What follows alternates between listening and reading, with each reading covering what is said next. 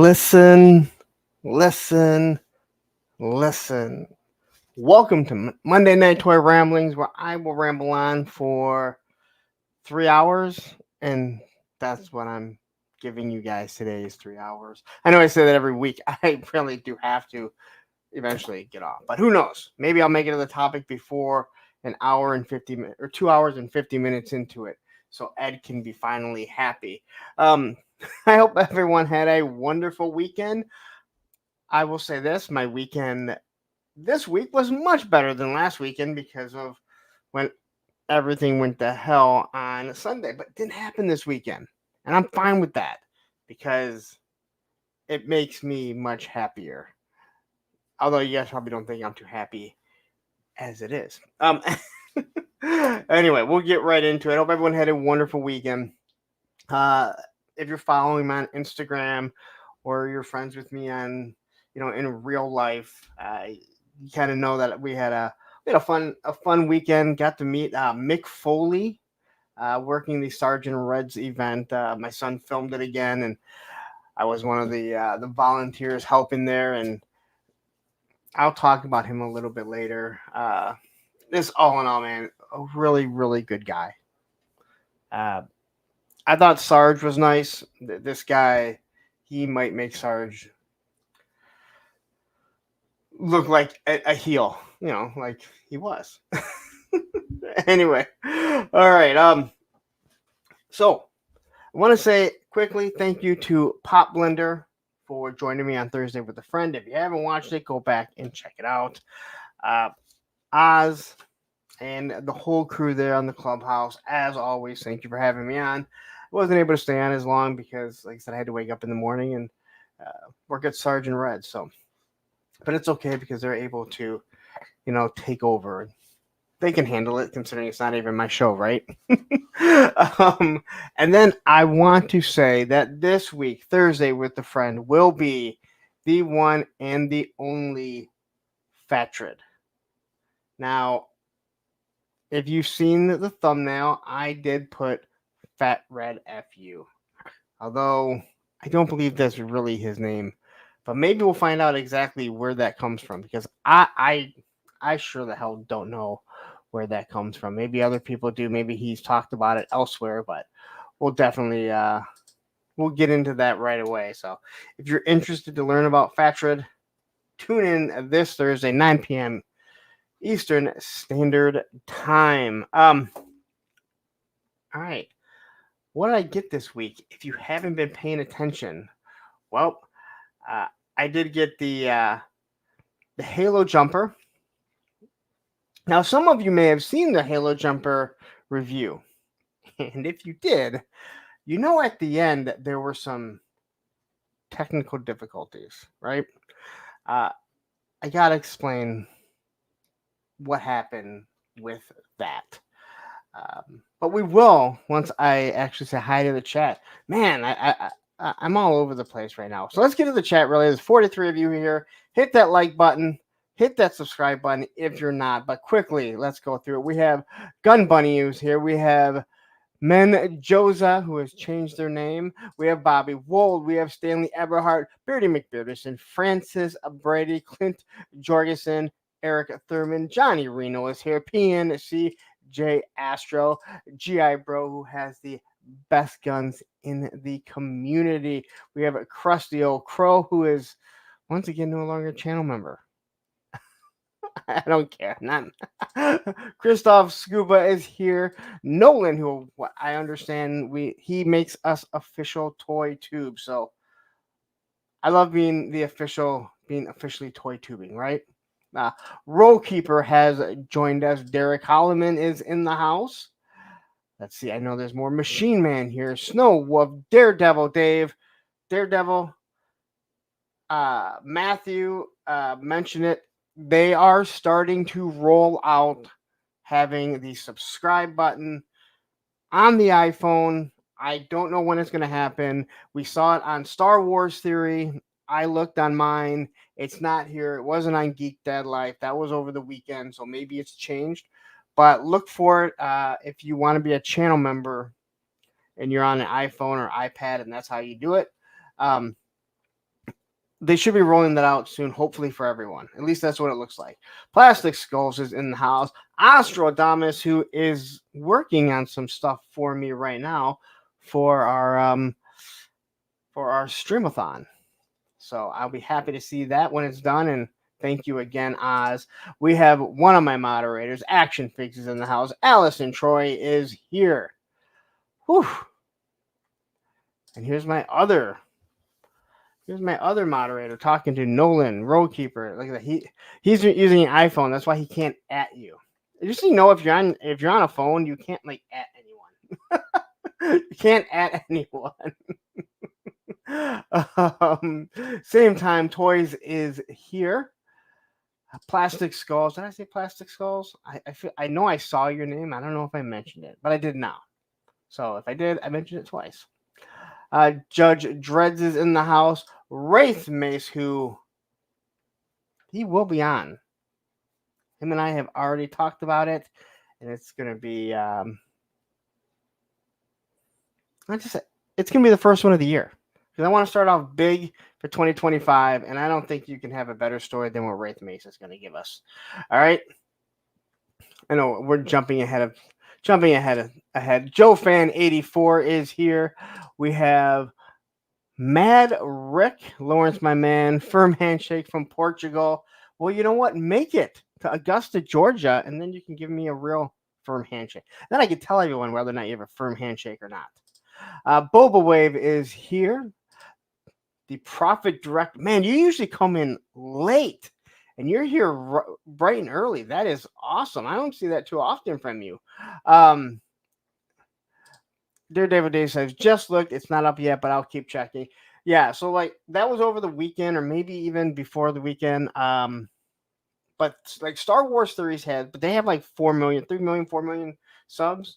I know Geek Dad Life didn't have it. I checked from my alternate account, which is Punks on Film. If anyone is wondering, thinking that I'm giving fake copyright strikes using another channel, it's Punks on Film.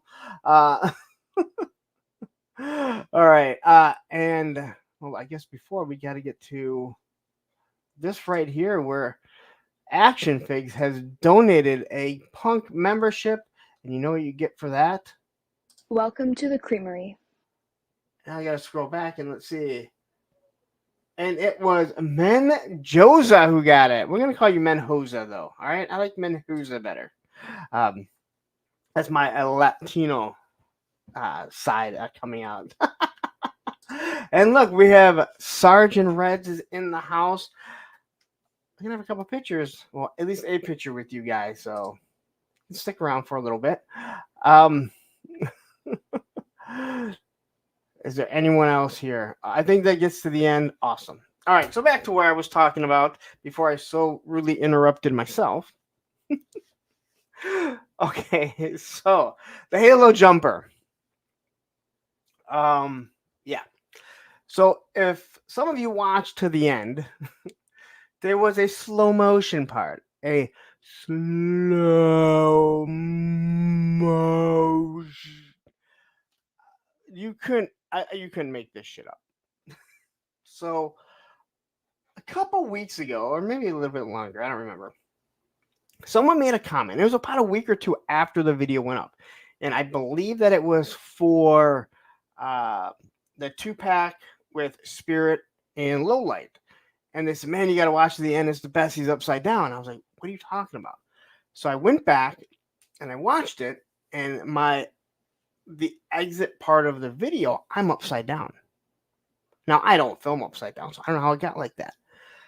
So during my editing process, I do everything on the iPhone. Just want to give you guys fill you in a little bit.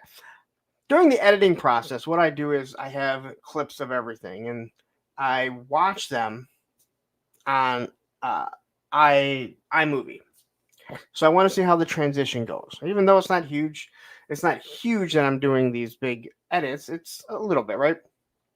So once I check it and see where it's at and it looks good, I have to save it onto the iPhone. Well, during the process, it must have flipped it. I don't go back and rewatch it because I've already edited. I'm assuming it's saving exactly how I edited it. So I never went back and watched that Low Light Spirit video. I loaded it. No one mentioned it. That's what was even crazier. So I talked to Woody 222, who does the same thing, and he said he had the exact same issue on his iPhone, that sometimes his stuff would be flipped upside down. Then he'd have to redo it all over again.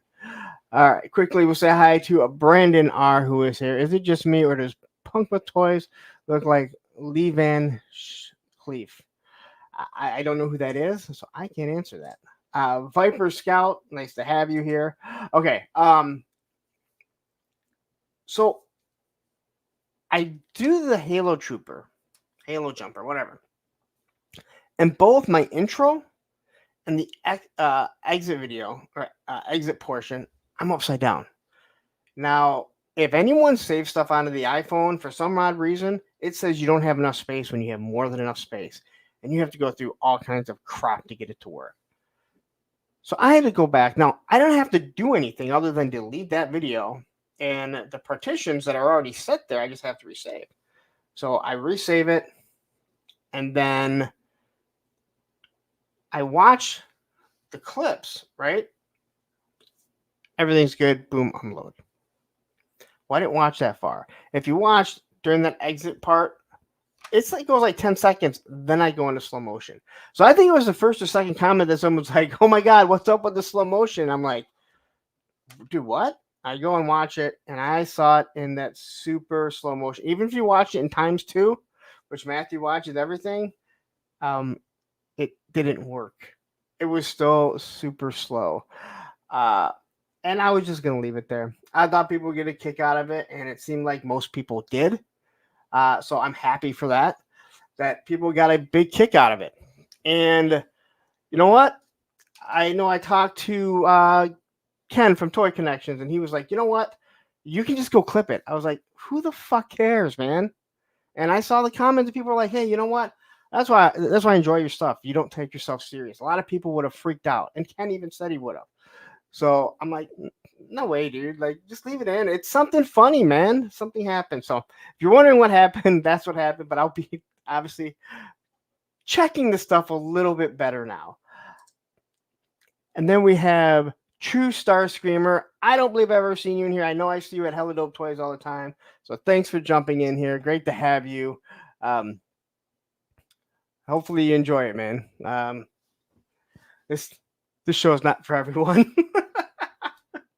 All right, so that was the Halo Jumper. I got Frankenstein's Creature. If you don't have Frankenstein's Creature, well, you're not going to be able to get it till they do the retailer exclusive. Let me tell you, that figure is awesome. For $70, I think I paid $83 after shipping and taxes. It is so worth it. It's a big hulking figure. You can use it for so many things. I mean, he's big, but again, he's a creature, so you can use it with any 6-inch figure. It's not going to really cause a problem in your display. And if you're like me and you want to make it so, hey, you know what, this is Mindbender creating Serpentor or maybe early stages, you can do that. But everything that he comes with, it's so worth it. The accessories are worth it. And then you add the figure to it, and it's just that much better. Hey, Grizzlehorn, great to have you. And you know what? Yeah, everyone, please hit that like button, hit that subscribe button if you're not subscribed. Since I started asking people to subscribe during the lives, they do jump up 2 or 3, which is kind of shocking. You think most people are, most people already subscribed if they're watching you live, but I realize a lot of people aren't. Oz says it's still available now, Punk, up on Store Horseman. All right, so it's something that I'm going to say you're not going to regret. It's if you're on the fence about Four Horsemen Studios, Mythic Legions, and stuff like that, it'd be a hell of a one to start with. And again, it's one of the more pricier ones, but you get a lot for it. And I haven't heard anyone that has an issue with it. Odin01 has joined in. Any guesses on what the retailer exclusive will look like? The classic green is an obvious choice. Yeah, that's what we were talking about. Probably that classic green. I've liked the retailer exclusives more. When I looked at this one, I was just like, I don't think I would like the classic green more, though I'll probably be proven wrong when it comes out. I just don't know what they could make that would make. I don't know what they could do to it that would make me want this one a little anymore. That's my biggest thing. So I said, you know what? I'm gonna grab it and go from there. So, Mython is here. What's good in the hood? APWT. Well, I'm not gonna read everyone you said hi to. True Star. I always want to say trust a screamer. Just so you know, every time I would see it, even though they would say True Star Screamer, the creature is the first Four Horsemen figure I am getting. Dude, you're not gonna be disappointed. I really do think. I don't think you're gonna be disappointed at all. I dove into the Four Horsemen, and I don't feel like I need to go down the line. I don't need everything, right? I don't need everything, so I'm just gonna stick with things that I like from their line. So hopefully you're like me and you don't go down that and you're like, oh my god, I gotta have every Four Horsemen thing, because you're gonna be broke real quick. Crash has jumped in here. Whew. All right. All right. I got Mezco Duke. Looks better in person. His face does not look that bad. I think a lot of what Duke suffers from is the soft goods making him look like he has no neck, and his face is a little chubby. So other than that, I like it. It suffers from a few of the things Mezco does with soft goods. Now, on to why the backpack broke. I have not contacted them yet, and I haven't looked too much. But what makes me more upset is the stock on the M4 broke. So now I gotta contact them. No, I do not need them all. And yes, you have almost that. Well, you have all the newer lines. That is for sure. They get pricey, man. And again, Sergeant Reds is the only official Mythic Four Horsemen dealer in Michigan. So, whew. All right, let me take a drink here. So then we got some stuff from Hella Dope Toys. And if this is DN Sergeant Reds, she's more forgiving. If it's Sarge, he's gonna yell at me. But JLS Comic has jumped in here. All right. Hella Dope Toys, if you've seen the videos that I've done for the Super Action stuff, sent me a couple arcades. There's 2 different ones, and there are links in the description. So if you want to go and order them, and you can use my code APWT, get 10% off. They have a lot of accessories, a lot of fun accessories, and I'm just going to show off a couple. Now, there's two different versions, and they're all the same accessories. The cats and knives are more colorful, right? They're more colorful, and then I forget what the other one was called. Uh, they're more down to earth. So they got this sweet camera, right?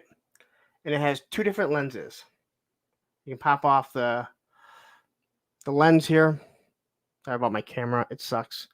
It doesn't. I don't autofocus because it causes so many problems. One of them has a black camera, but they both come with like two different lenses, right? So this right here, I love because this is going to be good for taking pictures of people taking pictures. They got these spray cans. They have two different aerosol, two different paint shooting out. They got some coffee mugs. One says like, I forget what the other one says. They got these coffee cups, and I brought it over. Where the hell did I go? Oh, right here. This one is for Krusty Old Crow. If you're watching, here is the Tim Hortons cup. So if you know, Tim Hortons was a hockey player, and he opened up. Well, not he did. They used his name to open up a donut shop, and they have this stuff called Ice Cap, and it's basically crack. It's crack. But these things are available. There's so many accessories. I think there's 40 different accessories. Now, some of them are. Is it really an accessory? It's 40 pieces, is what it really is. Then the other thing, and this is something you all need because you're all in the military here, is these weapons rack. All right, these things are awesome. I gotta say, I was way more impressed with this than what I thought I was going to be. The stuff is really tight in here. You don't have to worry about anything falling off. Two of them will suffice you to have pretty much anything you can do. But with the different walls on it, one side has the pegs on it, the other side has the metal look. I was really impressed with them. I have some 3D printed ones, which I really do like, but those things just are awesome. So head over to Helidope Toys. All three are in my description. Go sell them out. Make them go, what the fuck, dude? They all sold out. Show the power of the creamery, guys. Go over there and get those going. So, not Top Goon, great to have you here. All right. And True Star Screamer, man, it's gonna be so hard for me to not say trust. I just bought 2 weapons racks from Helidope Toys. I hope you use someone's code. Hope you use my code. But if you didn't, I hope you use someone's code so you can save a couple bucks. You know, using the code doesn't only save you a little bit of money, depending who you uses, whether you use, Realm of Toys or mine or whoever. It shows Ted and Aaron that, hey, this is the reach that these people are. This is the reach these people have, and it means a lot. It means a lot to me, and I know to Frank. I'm sure Art, feels the same way. So make sure you use that code. It does a lot for a small company like that. Entertainment Earth, they don't give two shits. Amazon, they don't care. Cobra Commander has joined. All right. So anyway, head over there, sell that stuff out. Just sell it out. Okay. This week I should be getting Road Pig, BBTS. Just got them in. I should be getting Raptor. I ordered that from CMD Store. You win some, you lose some. I think that BBTS either got Raptor in today or they're getting in tomorrow. So you win some, you lose some when you're trying to do what I do, where I'm trying to order early to get reviews out and do all that stuff. And it looks like Walmart is getting the Iron Grenadier bats. Iron Grenadier, Alpine, and Storm Shadow. So it looks like someone's got to be on the lookout again. 80s Toy Boy has joined us again. Thank you very much. All right, Matthew, I got it. I got your ghillie suit. So Matthew made a comment that I should review all three ghillie suits: the Valaverse one, the Hasbro one, and the Gridiron Studios. And I said, well, if someone wants to buy it for me, and he's like, hey, I'll pack it up and send it to you. Now, I was about to message you to ask you if you did this, and then I realized it was on my table. My son just put it on my table and didn't tell me, and kind of pushed it to the side, and I didn't see it. Sometimes I get boxes that kind of build up. So I will be doing the three of these, and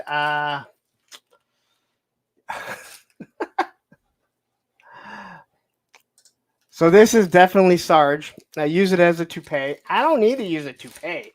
I shave my head. All right, although it is thinning in certain spots. So I will be comparing them. I know a lot of people want to see the difference. It'll probably be the last thing that I do of Valaverse. Just so everyone, if they're wondering, it'll probably be the last thing that I review of Valaverse. Too many people think that I'm mean, including people that work there. But the truth is, I've always been honest, and you can go through those videos and look at how many people said that they started purchasing, they started collecting Valaverse. So I just decided, you know what? It's just best if they don't need my help. So if you guys want Valaverse, you want an honest review of Valaverse, you're going to have to go over to B's Battleground. Bobby B, he'll give you the honest opinion of what he sees there. All right, but I'm going to do the ghillie suits, and I'm going to go out. I'm going to put them in, put them outside, put them in the grass, and then you guys can figure out which ones look the best. And I do have to say, when I quickly looked at this one, I actually thought it was better than what I was expecting. So, yeah. So I mentioned about the channel memberships. Again, they should be rolling out on the iPhone, where hopefully we all can do it. I don't know why that's not even an option yet. I would assume it's probably something to do with Apple. Apple tends to be very difficult about stuff. But yes, you guys know all the links. You can see them down there. Entertainment Earth, Amazon, the merch store. Pick up a shirt, pick up a hat, and do that. All right, so this Friday, first of the month, channel members, 10 p.m. will be Punk's Pit. Right, it is first of the month. I don't want to be. So we will be doing a Punk's Pit this Friday. I have not made anything. I haven't made a thumbnail. Haven't done the stream yet, but it will be there. Even if I make it, at 5 o'clock on Friday, we will be doing a Punk's Pit. Just be ready here. Roll Keeper says Vala makes some good stuff in my. I've said it. I mean, I can't say it anymore. The product, for the most part, is good. It's gotten better. That's not good enough to say. So I figure it's best just not to say anything. Kenzo's Creation is here. What's up, Lawrence and Chad? Hope all is well. All is wonderful. Todd C has joined us. Hey, all. I don't think the indies compete with bigger brands. They compete with other indies and third parties. You are correct on that. And Woody 222 has jumped in here. All right. And then we have the Streamathon. And I did talk to Sarge. He's in here right now. I meant to ask you. And you can message me later. Some people have asked about actually just donating toys. I don't want a bunch of toys coming here. And we've already discussed it, that the Marines and the whole Toys for Tots, they only take, like newer toys. They don't want Power of the Force stuff. They don't want old shit being sent like that, right? And I need to find out from Sarge if they are willing, if you guys were to send it to their store. Again, it has to be something new, or else it's not going to get used. Where, you could just put like, hey, Toys for Tots, because I know a lot of people, they're skeptical when it comes to YouTube and how they do everything. So once I get an answer, because I forgot to ask while I was there all day yesterday, I actually remembered today. I'll give you an answer. Hopefully he'll be cool with that, but I think most people are going to want to donate. So the way that it's going to work, all right, so Sarge says we will have a box, and yes, you can send it to the shop. Okay, so I will once we get all the links and everything, what I'll do is I'll put his address. You're going to send it there for, Streamathon. Punk's Streamathon, whatever. He'll see it. He'll know exactly what it is, right?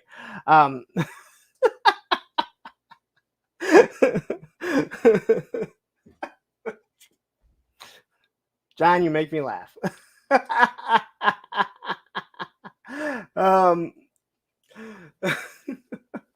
So he just said we can send it. They'll get donated. Again, it doesn't really matter. It doesn't really matter who's, how these kids are getting the toys. It's that they're getting the toys for Christmas. So come October 25th through the 27th, anything that the channel makes will go to Toys for Tots. So what I'm going to do, and the reason why we're doing it so early, is YouTube pays out like 21st. That gives me time to get the money, go to Sergeant Red's, where I will hand them a check. He'll already know exactly how much it is. We're going to have everything pulled. We'll figure out how to do some sort of video, whether it be a live or a video, showing you how much, first off, how much you'll know right away. Once we're done, I'll probably come on Monday and explain, here's how much that we did. So any super chats that I get, any channel memberships that I get, any super things, anything that I make from any of the videos, Friday through that Saturday goes to Toys for Tots. And I've mentioned before, I'm not a rich man by any means, but my kids have always gotten more than what they need. They get everything they need and stuff that they want. But there's a lot of kids that don't. And it's not just in our area, it's obviously other areas, but living in the Detroit area, obviously this is where I'm going to support. So that's what this is all about. Quickly, because I will forget it. Here comes the money. Here we go. Money talk. Here comes the money. Frostbite GI Joe Repro $2 super chat. Good day, Lawrence. Good day, all you legends in the chat. Sarge says we will match what you raise. Hey, dude, I'm hoping to raise a good amount. But it's here. I can't delete this.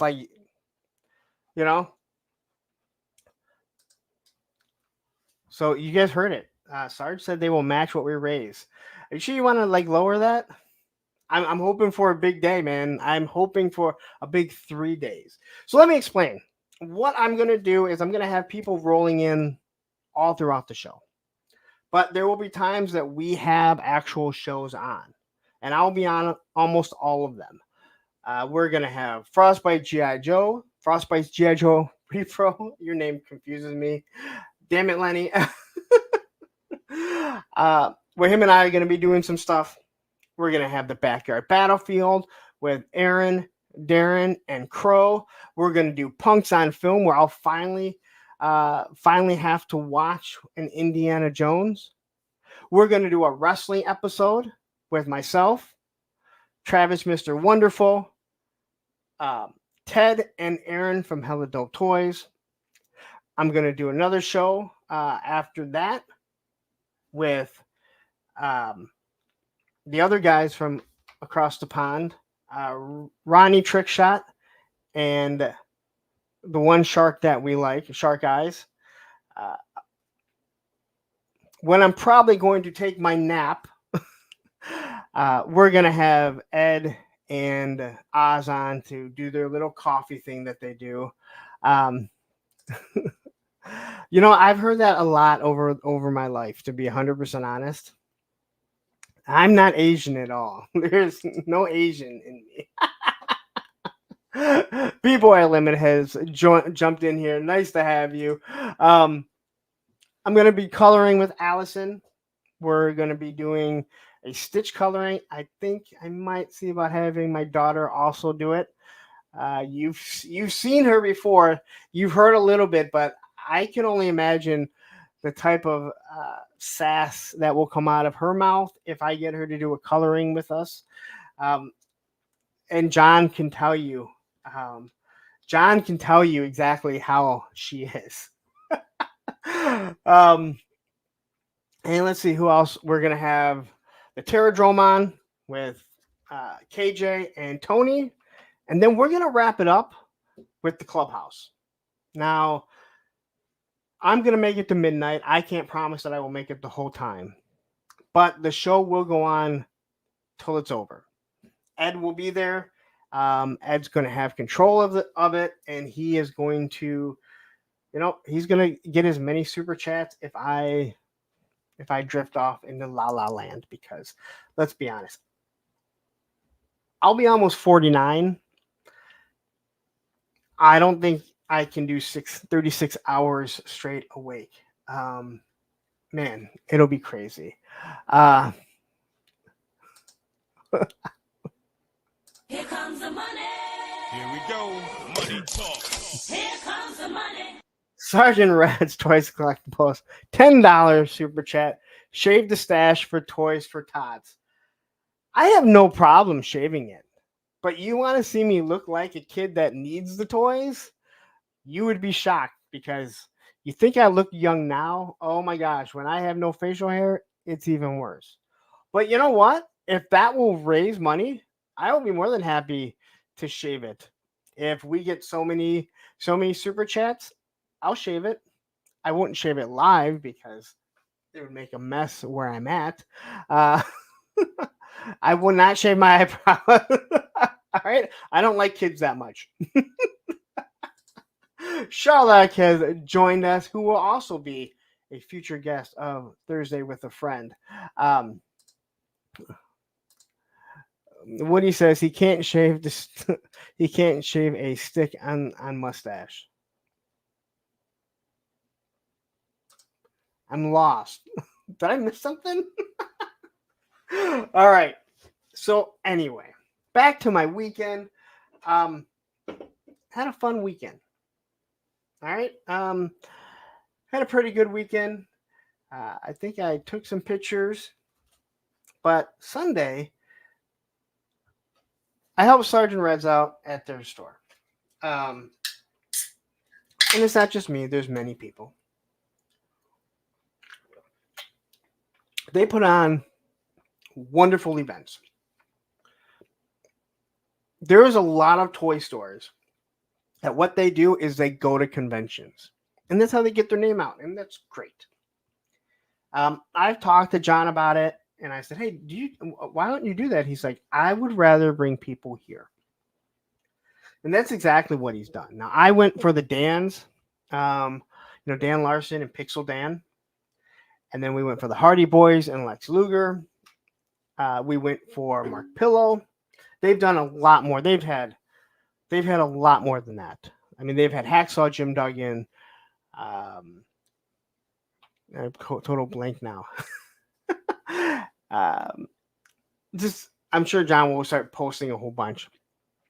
But Mick Foley, I was excited for, because I've never heard a bad thing about him. Jeff, great to have you here.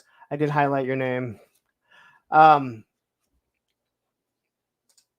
Oh, you love? Hey, have you ever been there? You're not from around here, are you? Oh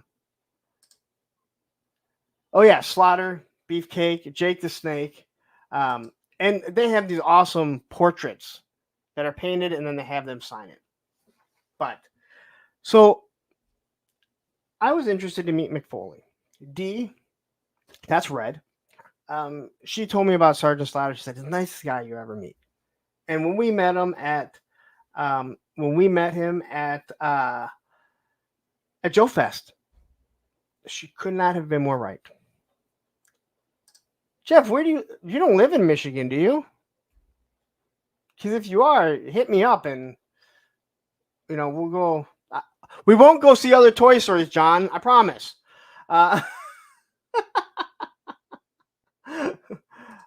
Oh, you drove there for fun once. Hey, if you ever come back, hit me up, man. Honestly. Oh, Oklahoma, dude. Yeah, you got a long ride. Pick up Payne's toy samples on the way. All right.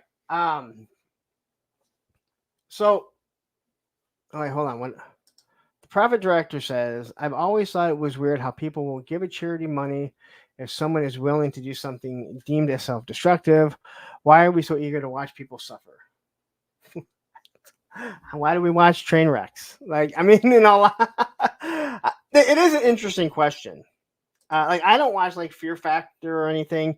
Again, as a skateboarder, when someone's like, "Hey, did you see that picture of the guy snapping his leg?" And I'm like, "No," and they're like, "I'll send it to you." I'm like, "No, I don't need to see that. I'll never need to see that in my entire life." But anyway, they bring in people, and they brought in Mick Foley, and I've heard nothing but good things about this guy. And he showed up a little late, but that's because he was in the area. Unlike the Hardy Boys, he wasn't like, I need to be out by this time. He said, I will sign everything to the end. And he did. He wasn't rushing anyone. I watched him. He moved the line quickly. He chatted with everyone. Just honest to God, one of the nicest people you could meet. I couldn't complain. I chatted with him for a while. You guys know I can talk, right? And I like to ask the question, different questions, not the whole like, hey, how much money have you made? And hey, did it hurt when you fell off the cage? Of course it fucking hurt. So I talked about shit. Now, if you're on my Instagram, you probably saw this. I know. Let the short jokes commence. I will give you guys a couple minutes. I'm just going to say this. The dude is way taller than I thought he was. I'm not trying to say I'm not short. He was bigger than I had thought. Like when I saw him get out of his car and he was walking in, he's only 5 feet tall.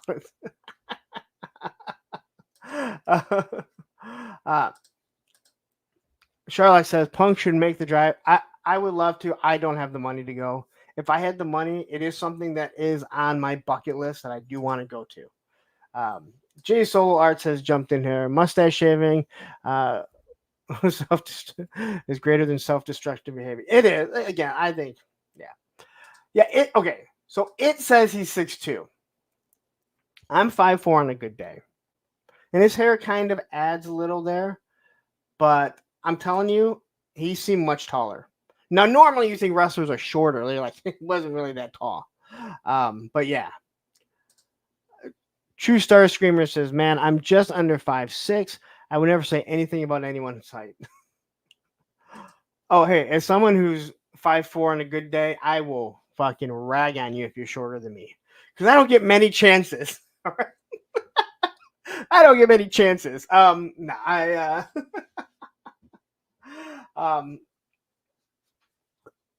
Hey, dude, this right here was Dee's.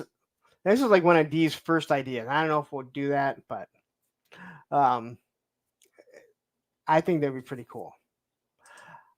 But anyway, this guy was as nice as could be.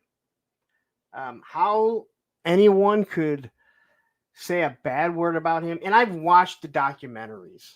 I've heard people, and they're like, Mick is just the nicest guy. He's drug-free, alcohol-free. I don't know if he is like I am, but he doesn't drink, which I don't know how. Like the amount of pain this guy has gone through, and we talked about it a little bit, just being in, going through all that. But he has a limp. He talked to me about when he had his knee and his hip replaced, and he's like, I can move faster now. And he goes, I'm still not fast, but it was when all these people were like, "Hey, can I get around you at the airport?" Was absolutely crazy. But he is just, he would have sat there, I think, just chatted forever. Um, but yeah, I mean, even Sarge is saying, super nice guy. Like, again, you can't, and that's what you love to see. And him and I was actually talking to him. I hate when you meet someone where you hear about like celebrities that they they don't want to talk about um their past. I don't want to talk about that. And he was even saying it. He was like, you know what? He goes, I don't get that. He goes, you know, yeah, I've talked about the cell 100 times, but 1,000, millions of times, but this might be this person's only chance to talk to me about it. So who am I to be like, yeah, I don't want to talk about it. That's what you know me for. That's how you know me. So maybe I don't want to talk about it, but this is your one chance. And I've said it before. Like, you don't know who the good tippers are. The celebs that are good tippers, but man, do you know the bad tippers? No Pippin tipping. All right? No Pippin tipping. If your last name can rhyme with tipping, you better be a good fucking tipper, Scottie Pippen. But he's not. Backwoods 78 has jumped in here, and a lunchbox killer. All right. The next picture here is all of us taking a picture. If you're wondering, the guy with his elbow on my shoulder is my son. It's when he thinks that he's, some big shot. As you can see, if Mick Foley is only 5 feet, that puts John at under being 5 foot because he's taller than John. But I've talked about this before. One of the reasons why I put this is this was most of the people that actually helped. But you see the McDonald's display in the back. They also have Grimace, the jail Grimace, on the side. You're not crouching my ass. He's so full of it. But it is truly, if you go there, man, you will have a good time. And it makes you want to go bowling because they have like bowling carpet. So, and Payne's Toy Samples has jumped in. All right. So that was my weekend. I know some of you are new here and you're like, dude, you just spent 47 minutes and you never even talked about any news or anything. You're absolutely right, because you know what? You guys are here to chat, shoot the shit with each other, and then hear me stumble upon words when it comes to McFarlane and stuff like that. 3-star draw has jumped in here. Punk and fellow Creamery comrades. When are you going to come up here, Darren? You going to come get your Tuco Viper before I send it off? All right. And Joe G has jumped in. Now, if you guys don't know who Joe G is, he also will be a guest soon on Thursday with a Friend. He's a big Mythic Legions guy. So I was totally shocked to find out that he loved my review on Frankenstein's Creature. I was like overly shocked. Like, I can't believe that this guy would have liked a review on Mythic Legions. But the one thing that he said is, I love the fact that listening to your review, you had this joy in it, right? There's total joy in it. The same joy that I get. And I think if you don't have any, Four Horsemen and True Star Screamer, I'd love to hear what you think after you get it. Because again, I tell everyone, you're not buying Mythic Legions or that's the Four Horsemen. You're not buying it for their articulation. But man, you're buying it for the sculpt and the accessories. The paint is just magnificent. So, and Dread Knock K6 has jumped in. Nice to have you guys here. All right, give me 1 second here. Actually, what I'm going to do, while you guys are running over to order that stuff from Hella Dope Toys, well, what I'm going to do is I'm going to give you a little commercial. So then you can watch it and be like, you know what? I need to get over there and order this. What was it called? The links are right there. There's super action stuff, right? So here you go, little Moss Man. Oh, hey guys. So Lawrence, he had to step away for a little bit. He's got a case of the grumble dust. So he asked me to kind of watch over a stream. He put me in charge of y'all. He said to me, "Oh, Moss Man, I have a case of the grumble dust, and I need you to watch myself for a little bit so nobody leaves and finds out that there's more interesting things to watch on YouTube. And also, I hate Ohio." So I was like, oh, dang, so now I have to come up with a topic for my very own show. And I was like, oh, what about talking about your favorite toy stores? So my favorite toy store is HelloDopeToys.com. So they used to have this really bad website. It used to look real scammy. Like if I gave them money, they were going to go spend it on like blow and hookers. But now their website is really nice. And like I can just go in and do like 1-2 click. And then my order's placed. And they ship super fast, guys. They ship everything in 1 business day.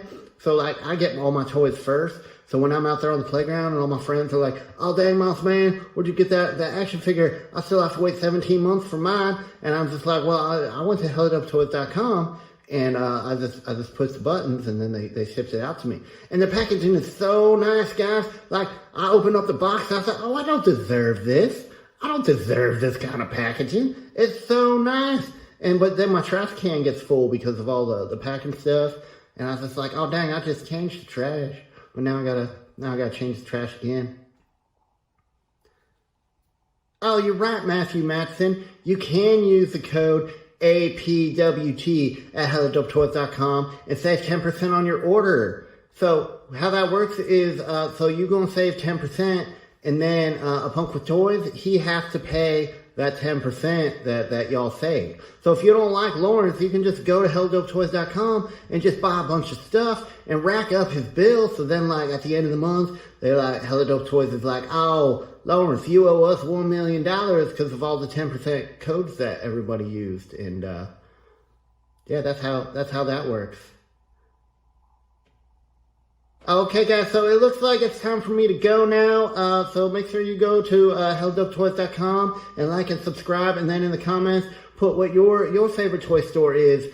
But if it's not HelloDopeToys.com, I'm probably just going to delete it, okay? So, all right, guys, bye!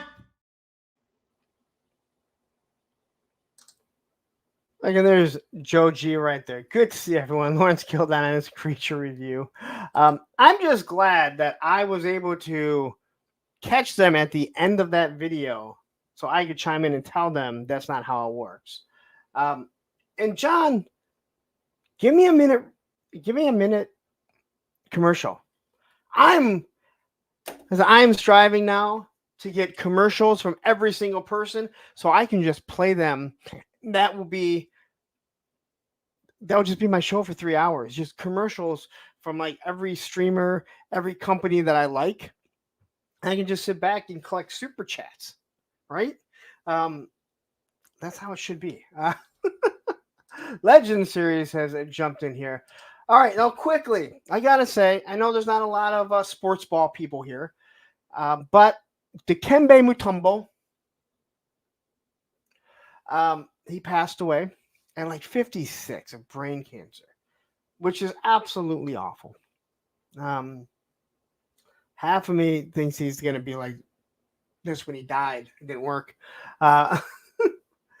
But Pete Rose. Now, I know even not non-sports ball fans know who Pete Rose is. All right? Because he was in wrestling. Now, people have said, like, they think they'll never let Pete Rose in while he's alive into the Hall of Fame. Now, if you don't know, he gambled on baseball.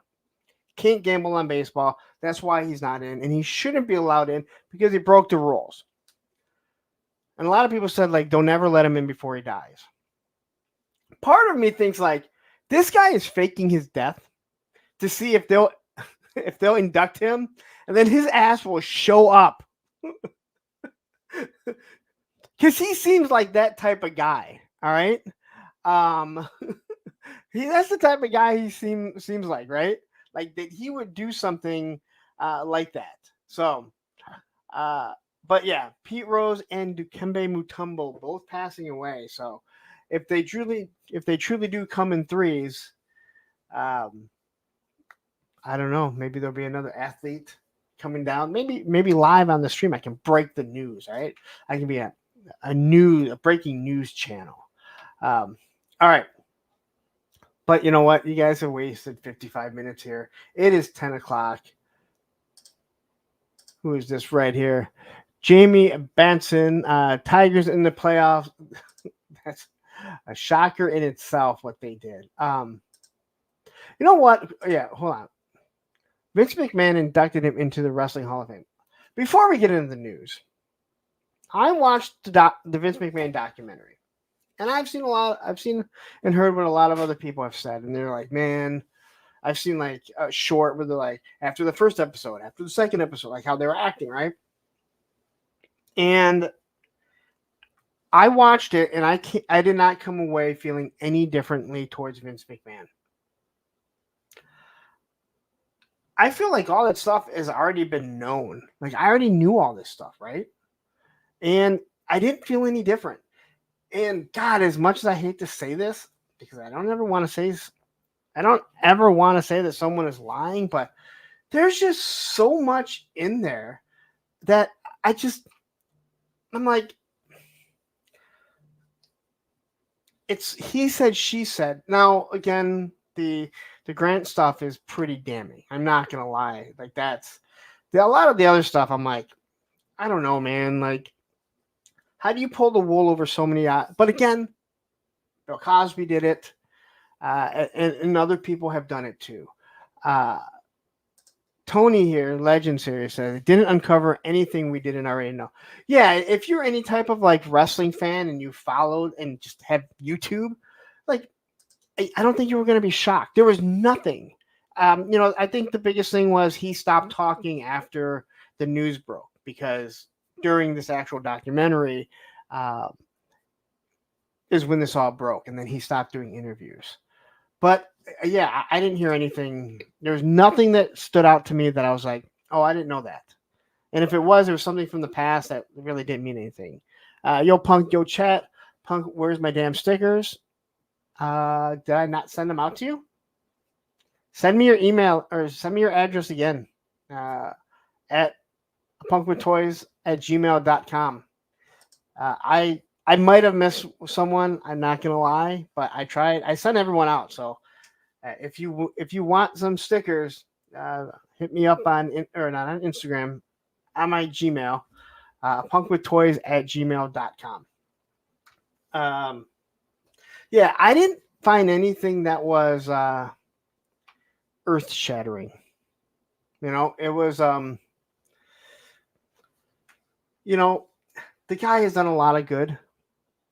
It does. If you're a piece of shit human being, you're a piece of shit human being. So I'm not. He's done so much good, and that's why it's like, did this stuff really happen? And I only say that because for so long, like so many people didn't say anything, and it's hard to believe that all those wrestlers are just pieces of shit that covered it up too. But these are things like you don't know these people. Jeremy Kimler said Vince tried buying the documentary from Netflix to keep it from going public. Well, most of the stuff was already out there, so I don't. Why would he? I mean, I don't know. It was all his words up until that point. He didn't say anything. There was. So the one thing, when he talked about how his mind is on two different things, wrestling and sex. Yeah, that was some awful timing. There was some awful timing.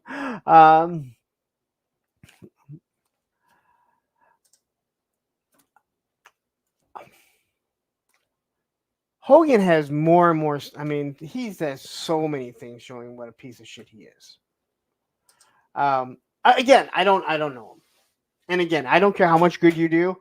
If you're an awful person, you're an awful person, right? It doesn't change anything. That's why I don't want to hear like, oh, I'm the bad guy. I donate to breast cancer. I donate to that. I don't care. Vince McMahon did all kinds of shit. It looks like he was a piece of shit human being. So, I don't think I'd use like what I've done, to say how good you are. Good people don't have to tell you how good they are. So, yeah, Legends. Hogan is always working. He is always working. Yeah. See, were you a wrestling fan though, Curl? Because to me, like, there was nothing in it, and I mean nothing that I watched and went, oh, didn't hear that one, didn't know about that. I mean, if you go down that rabbit hole watching wrestling stuff, you're gonna know about Jimmy Snuka. If you don't know about the Montreal Screwjob, then I don't know where you've been. Like, that's not anything hidden. It would have been nice had they talked to Jim Cornette and obviously Jim Ross. And Jim Ross said he would have, and they never even contacted. I would have loved to hear Jim Cornette. Motherfucker! I would have wanted Jim Cornette just to talk about Vince Russo. That motherfucker! If you've never seen Jim Cornette go off on what I just said his name was, Vince Russo, dude, you need to go watch it because it's awesome. Anyway, we're here to talk toys, and I wasted a good hour of your life. True Star Screamer is probably like, I'm never watching this asshole again. He doesn't even talk toys. He just rambles on and on and on, and that is why it's called Monday Night Toy Ramblings. I agree with Brett too that match in '97 was very good. If it had a correct finish, it could have been a classic for the right reasons. I'm sorry, I watched Brett tap out. Let me just say this about Bret Hart, and this is what, and I know this kills Ken. This kills Ken from Toy Connections because he loves Bret Hart. The fact that Bret can't stop talking about how good Bret is. Like, Bret, fucking eat a little humble pie, man. Let others tell you how good you were. Stop telling us how good you were. Dude, like, you don't need to. Even Shawn Michaels doesn't tell you how good he is, right? Everyone else tells you, like, working with Shawn Michaels was a day off. And you know this, Tony. You're a wrestler, right? You run a wrestling promotion, right? Like, let the other wrestlers talk about how good you are. Kurt Angle doesn't talk about how good he is. I mean, it's his character. But yeah. Bret is bitter. Yes, he is. But he was a great, unfortunately, he'll tell you how great he is. Believe me, I know. Coco Smooth, the casual collector. He's there. He's the best there is, the best there was, and the best there ever. No, he is. Bret Hart is the most overrated there is, the most overrated there was, and the most overrated there ever will be. And War Chest full of toys. Okay, I can't read that. There are some things I can't read. I mean, technically, I can read them, but some things I shouldn't read. And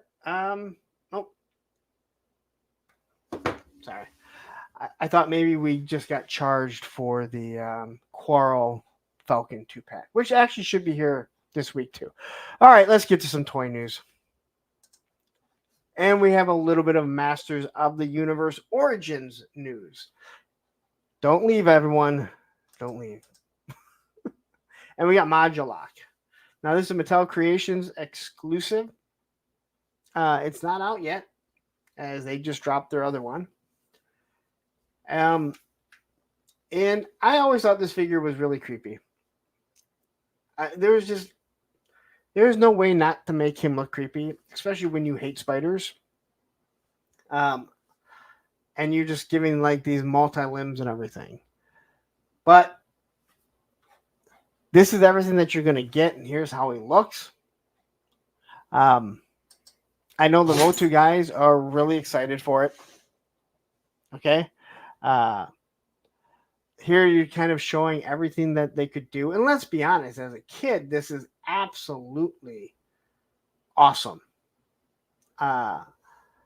Because we did all kinds of things as kids, popping things out, especially Masters of the Universe. I mean, He-Man was all about just changing this around, changing that around, right? And we have Steve from Delta 17 joining us. Great to have you here, Steve. If you haven't checked out Delta 17, go there and get some Delta 17 at Hella Toys and use my code APWT to get 10% off. And you know how fast they ship, right? One business day. One business day. All right. Anyway, here is your Modulock. He has 34 body parts. Create 1,000+ monsters. And I guess this is the box that'll come shipped in.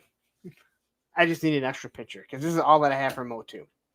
But I like to keep my Motu fans happy, like this guy right here, Kenzo's creation. Entertainment Earth Kenzo. I think I have him on. Do you have him pre-ordered elsewhere? Because I believe I still have him pre-ordered from Walmart. I don't. Is he the one that's a glow in the dark? I don't know if he's a glow in the dark one. I have two of them that were ordered because I needed to get. I needed something when I ordered the Quarrel. All right, McFarlane. The poll should be: did McFarlane produce any Batman figures this weekend? 105 votes right now. Make sure you vote. Only 10% of you only buy from the big companies. And please hit that like button if you haven't. Hit that subscribe button if you're just tuning in and you're like, I don't know what this guy's deal is, but man, he's pretty entertaining.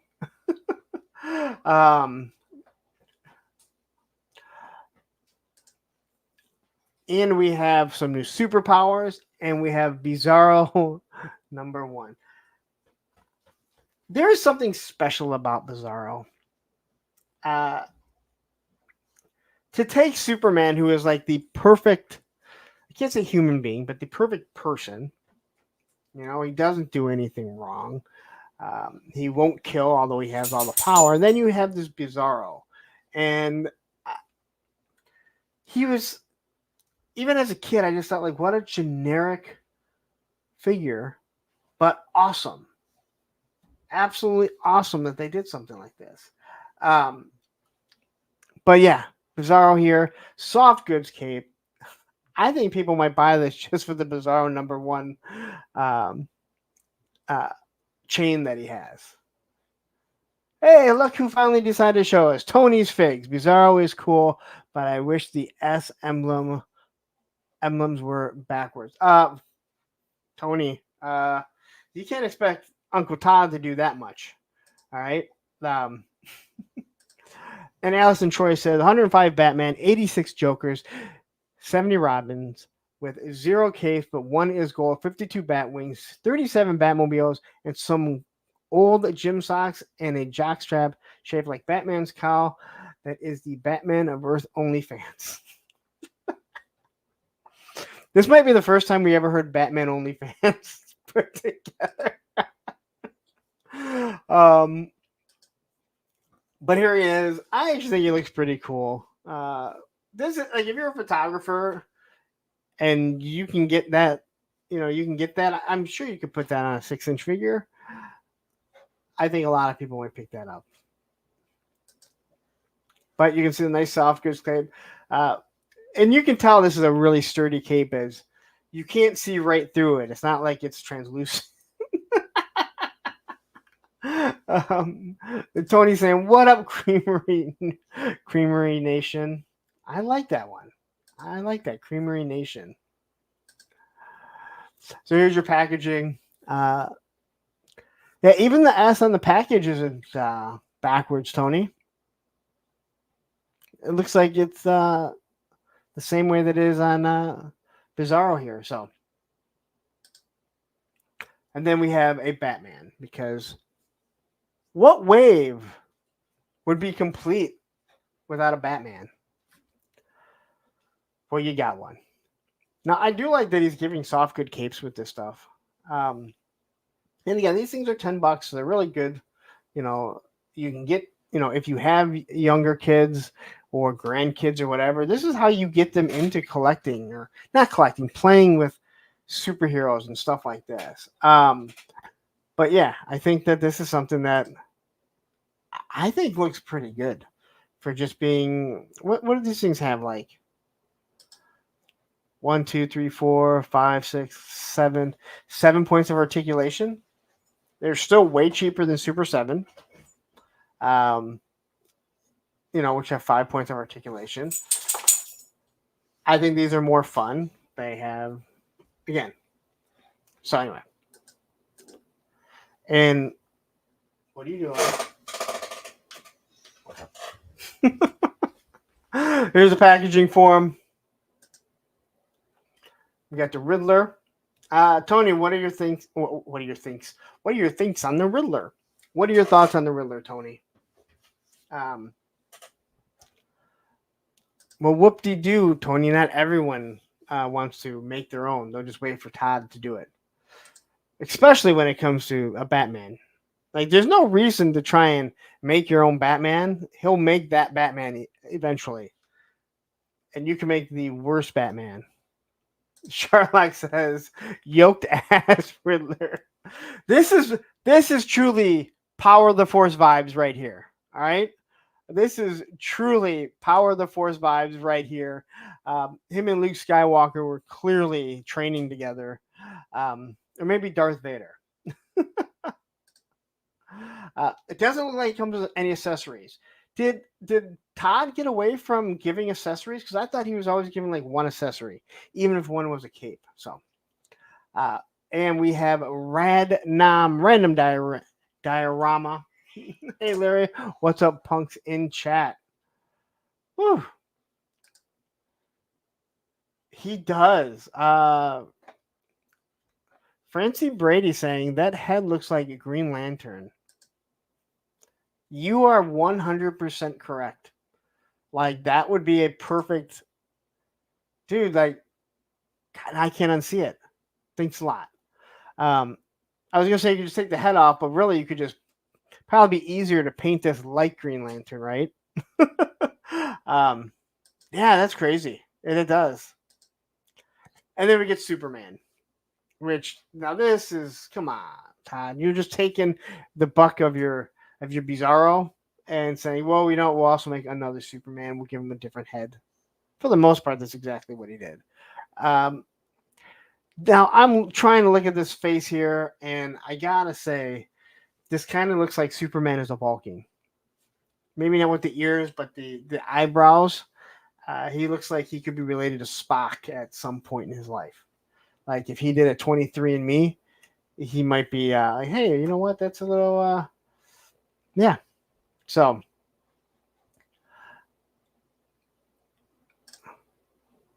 that has always been a Green Lantern buck. Okay. But anyway, once again, same type of quality cloth cape that you're going to get. It's still better than the rubber capes. It's time that someone like Hasbro, I think we talked about it, they need to start doing soft good capes. You just can't do anything with the rubber ones.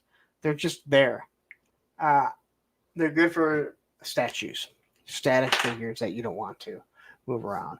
Benny Torres has joined us. Hello, everyone. What's up, Lawrence? Great to have you here, Benny. And here's his packaging. All right. So we make a lot of jokes. We make a lot of jokes first about how many Batman he's going to make. But then we also make jokes about how he'll eventually Jokerize things. Now, there is no way in hell, and I really do mean it, there's no way in hell that he doesn't do this as a joke now. Now, why didn't you Jokerize Harley Quinn? I mean, she's part of your crew. Now, again, some people might say, well, that makes sense. It's Harley Quinn. Of course, you make her Jokerized. If you need a Jokerized Harley Quinn, here she is.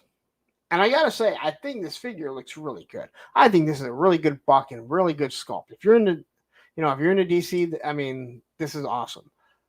You get 4 different cards with it. I do like the stand. I got one with Sergeant Rock. I love the mallet. How the mallet might be worth just buying this figure if you find it in clearance for photography. So here's everything that she comes with. The face sculpt is good. I mean, the face looks like directly out of the animated series, in my opinion. Although I'm not even sure this is an animated. Bobby Wolf says, I'm surprised they didn't give this remake line knees and elbow joints, kind of like what Masters of the Universe Origins line did. He wanted it to be just like it stepped out of the line from back in the 80s, but he made them too big because McFarlane. I mean, I'm with you. Like, why wouldn't you do a little bit more articulation? But he wanted it to be just like you can put these with the figures you had before. Great idea, except you made them too big. But I'm with you. Like, the Motu Origins was awesome. You know what? We're going to give some nice articulation. It's not crazy. And yeah, there you go.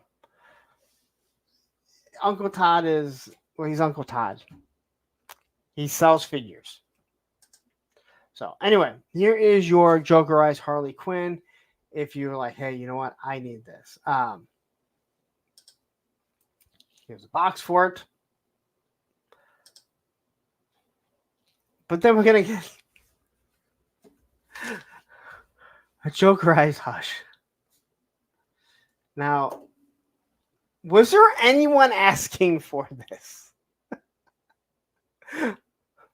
Was there a single person on this planet that was like, what would make that Hush figure a little better? If it was Jokerized. And I could just see the meeting, and Todd's like, all right, who do we have to Jokerize next? What about Hush? Yeah, that doesn't work. I want Hush. No, I bet when Todd decides to Jokerize and people kick back. Anyone watch The Office? Remember when it's Meredith's birthday and Michael Scott wants mint chocolate chip, even though she's allergic to dairy. And he says, every time they bring something up, he's like, mint chocolate chip. That is exactly what I think Todd is like in these meetings. Right? This is what he's got. Man, the Lions are kicking ass right now. I'm sorry. That's why I keep looking up there. 34-20. All of a sudden, their offense has blown up. That's what I figured that his meetings must be like. Who should we Jokerize? Hush. And they're like, yeah, that would Hush. And then he just kind of pops up his head. Mint chocolate chip. But anyway, if you need a Jokerized Hush, there it is. Now, I'm not going to lie. I think this is an awesome buck. I think this is an awesome looking figure when it's not Jokerized. And maybe you could use this for something different, like a Two-Face. I kind of like the two tones. But man, I don't.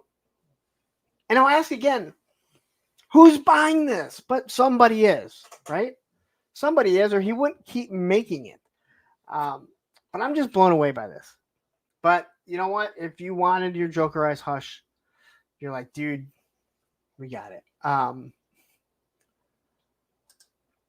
Lions are top 5 offense. Well, they haven't been so far this year. That's they haven't been this year. Last year, yes. This year they haven't shown it, and that's why. I mean, I hear it all day because I listen to sports radio. But they haven't broken out like this yet. Anyway, here's everything that you're going to get with your Jokerized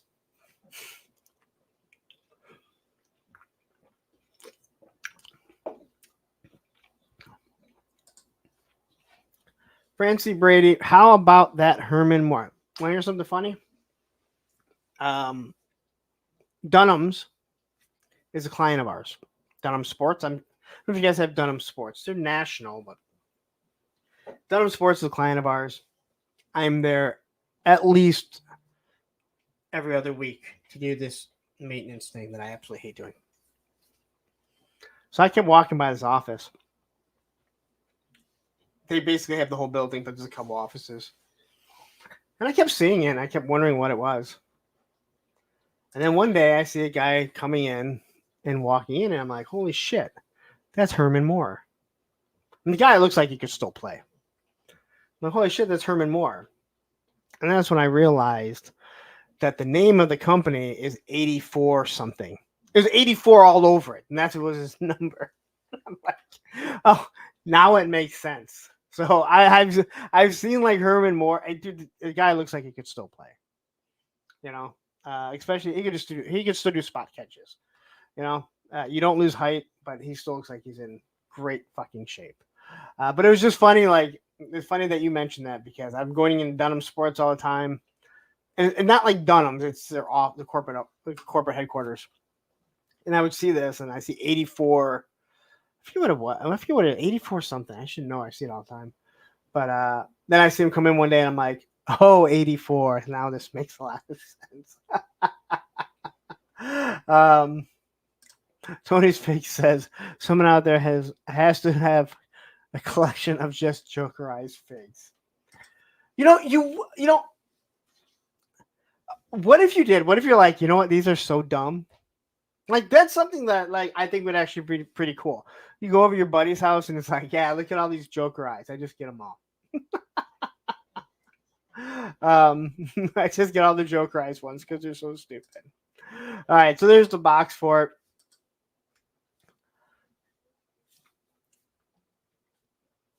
This one actually kind of works. But it is another Jokerized Batman. If you need it. With Joker's head. I mean, I think that the accessory is actually pretty cool. But again, do you need this Batman? Do you need it Jokerized? I don't know. I guess that's up to you. But if you do, like Tony said, someone's collecting this shit, man. Somebody is collecting these Jokers. And they're probably watching this laughing right now going, I collect them. And they're awesome. I get them for like $10. When our dumbass is running all over trying to get G.I. Joe stuff as soon as possible, right? All right. But anyway, if you need this, and this one's actually scaled down a little bit more. It's not as obnoxious as some of the other ones. But again, I don't know who's buying this. Yo, dog, we heard you like the Joker. Oh man, I don't get it, but somebody's buying it. And then here's his little tapestry cape. I don't know why he has this cape, but I thought it was actually pretty cool, so I put it on there. And there's his packaging. All right. And then I threw this in here because I don't have a lot of slides. We have The Last of Us. Now, I was going to do a review on the NECA one, and I just never got around to it, and I gave it back to Greg. I also felt I didn't know enough about it, so I wasn't all that interested in it. But this popped up, and I thought these were interesting figures. I sometimes wonder, like when companies try and jump into collectible figures like this, like what's their thought process?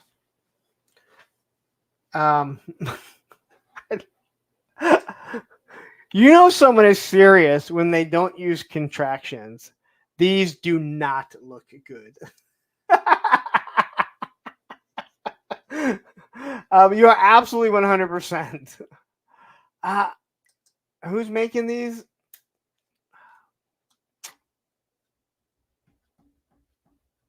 I don't remember. That's why there's that blank screen. I meant to get the screenshot of who's doing it. One of my moderators find that out for me. um, they okay. So you obviously have these big pins. They look like straight out of McFarlane. And when you start to see like the waist cuts, you start to go, dude, what are you doing? Like what are you doing? Toy Kind of Mood has jumped in here. Sir, you have the most loyal, dedicated chat community in all of toys. If we did a show called Independent Toy Companies, we'd be like to have 6 people watching. Maybe. I mean, I don't know. I mean, some people like me. Some people just want to hear how I ruin everything. And Dark Eons says we need Jokerized Tiger Force.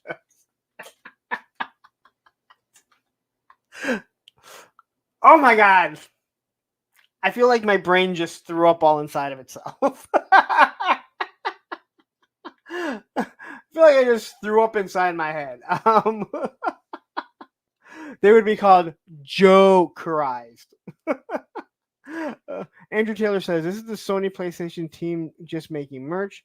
They contract out some Chinese company to make their merch. Quality is not job one, and this is far from the worst Sony decision this week alone. Why are there other bad Sony decisions? I better not say that. My son will come running in to tell me.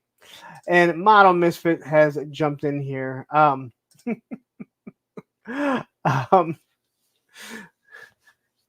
again, like, if it's just a cash grab, it's just, hey, you know what? Let's throw out some figures. People will buy The Last of Us because they love it. There's 190 unique finishes and textures. 190 plus. You might be getting a little overzealous. The face sculpt isn't awful. Now, I don't know if it looks anything like it. 30 points of articulation. I think they're being very generous here.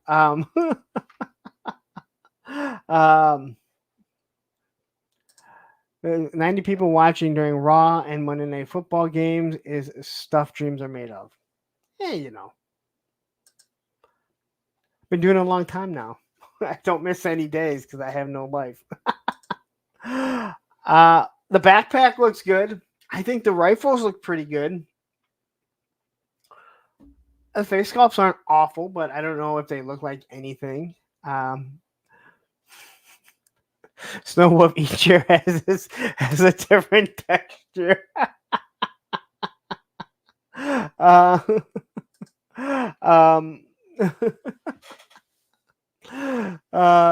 Yeah,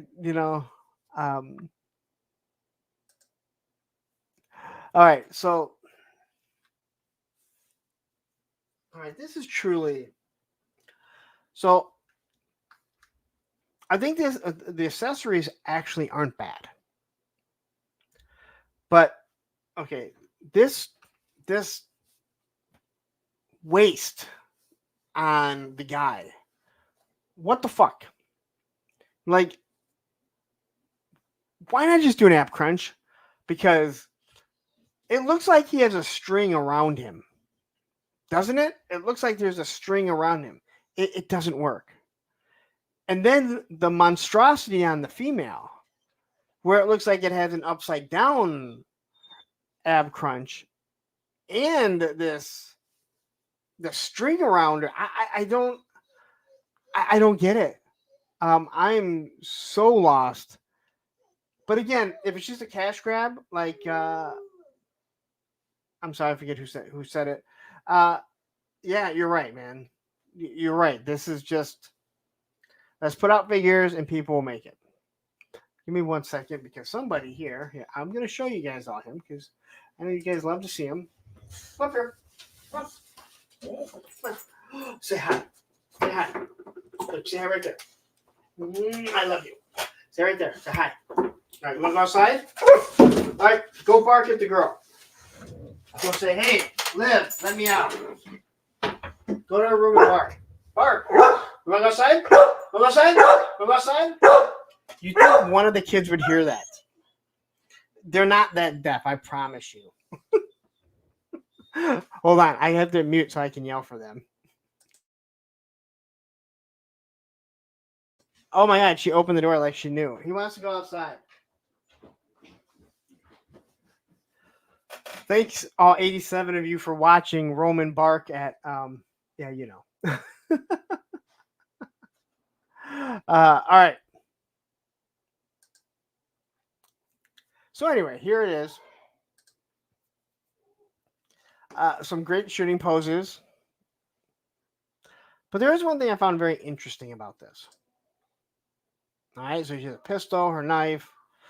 The ab, like the whole ab crunch thing is just, it's just, I don't know. It's creepy and bothersome. Other than that, like I could deal with the figure. I actually like that she has like tennis shoes on. The jeans are overlapping, so it doesn't look that bad. But this is what really got me is the bow and arrow. That is an actual like drawstring that or elastic string. You could actually shoot that arrow. I'm looking at you, Hasbro. They can do it. All right. The aesthetics of a plastic. Believe me, before people start jumping in, I understand the logistics of everything. All right. That they don't want some kid shooting their eye out and then getting sued. I get it. All right. But it would be awesome if they did something like this because it just looks that much better.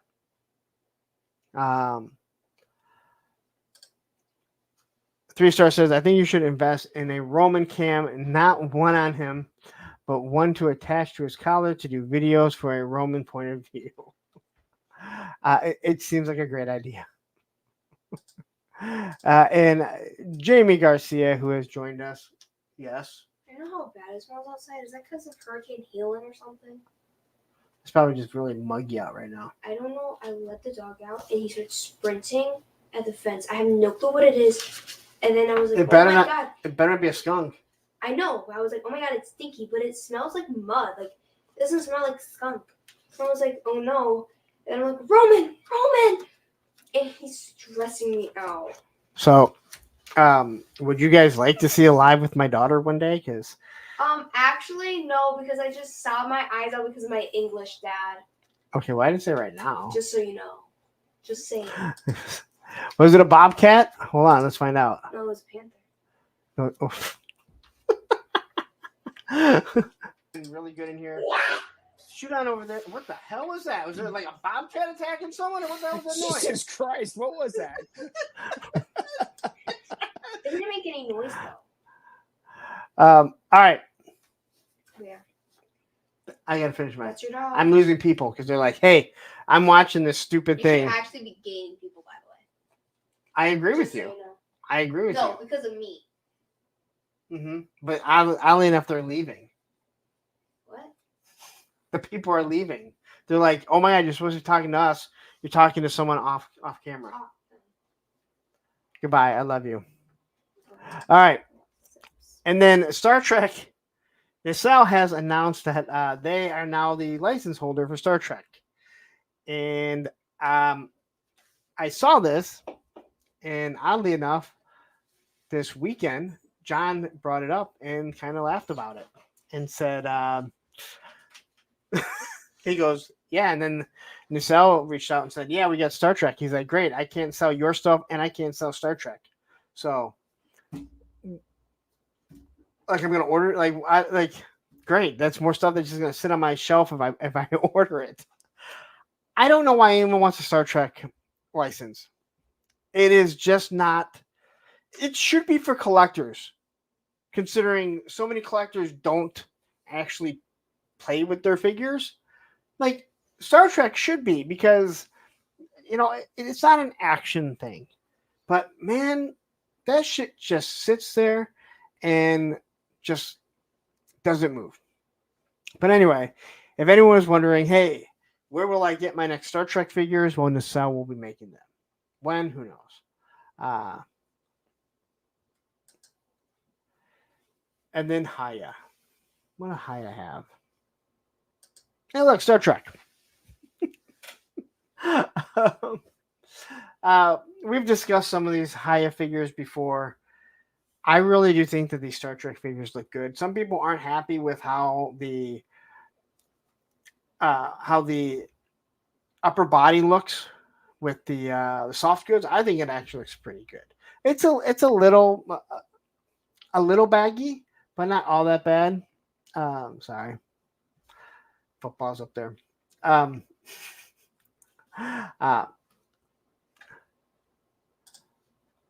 Same time said Star Trek sells no matter. And I think you mean Star Trek doesn't sell no matter what. Star Trek does not sell at all. Like that. Like, you think you can power the Force figures for cheap? Man, go buy those Star Trek figures from that same era. Man, they're just sitting there doing nothing. You can, they're trying to give them away. Like you walk by like a vendor and they're like, "Hey, you want to take this?" You're like, "No, I don't."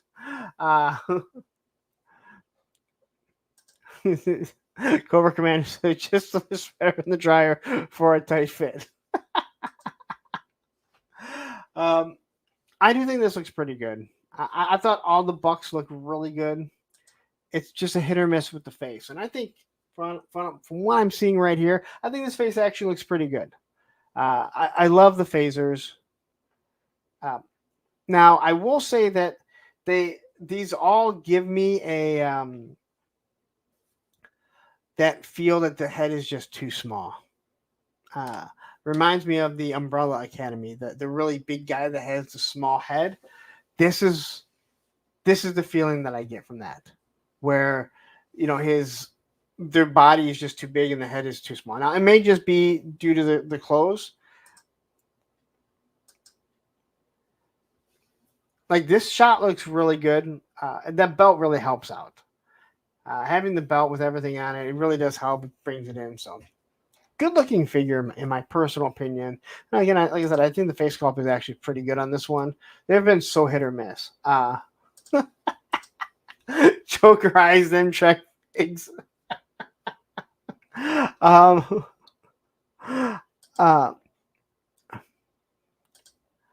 Krusty says his sign is sits low on the moob. His insignia, I think, is what he meant. Sits low on his man boob. It does seem like it's a little low, and we know how anal Crow can be when it comes to things not being 100% accurate. You are right. Now that you pointed out, it does look like it's a little low, but that's something you could fit in production or fix in production, right? Post production, you go back in pre-production, you go to it and you're like, hey, you know what? That's just a little too low. But I think the boots and everything look good. I think the pants look really good. I would be interested to see how these things actually articulate. I just don't think I'm willing to pay. The face sculpt is, I think, pretty much dead on. I think pretty much dead on. Thatcher says, looking for a 4-inch Nero Star Trek figure, want the jacket. Did they make that? I mean, yes, they have the Kelvin timeline. I don't believe that in this scale that they do any of the original. So they have the J.J. Abrams one. They're the Kelvin timeline. And here he is smiling. This looks a little weird, but sometimes it's hard to get smiles right. Now here it does look like the suit's just a little, the shirt's just a little too big. But all in all, if you like Star Trek, I just don't know who's clamoring to get Star Trek figures. I just think it's just one of those things that it just sits there and people are like, yep, it's there. But I keep saying the same thing about some of the McFarlane figures. Like, who's buying these? Someone is, or they wouldn't be making so damn many of them. So here's everything that he does come with. Now, if I remember correctly, they weren't showing the stands for quite some time, which is something I couldn't figure out. I believe it was this line. And then they show it, and it's like, wow, that's the stand, all right. So they're trying to do the whole thing that that Mezco does, where it's like a flight stand along with a regular stand. But this has different places that you can plug it in, do whatever you want. But here's everything that he does come with: a bunch of hands, tricorder, phaser, and SH Figure Arts. And this is under the Beetlejuice that we talked a little bit about. Man, the Lions look like they're going to blow it. Like, same old Lions, man. That defense is a sieve right now. What was that? Hold on. I'm going to take a second here.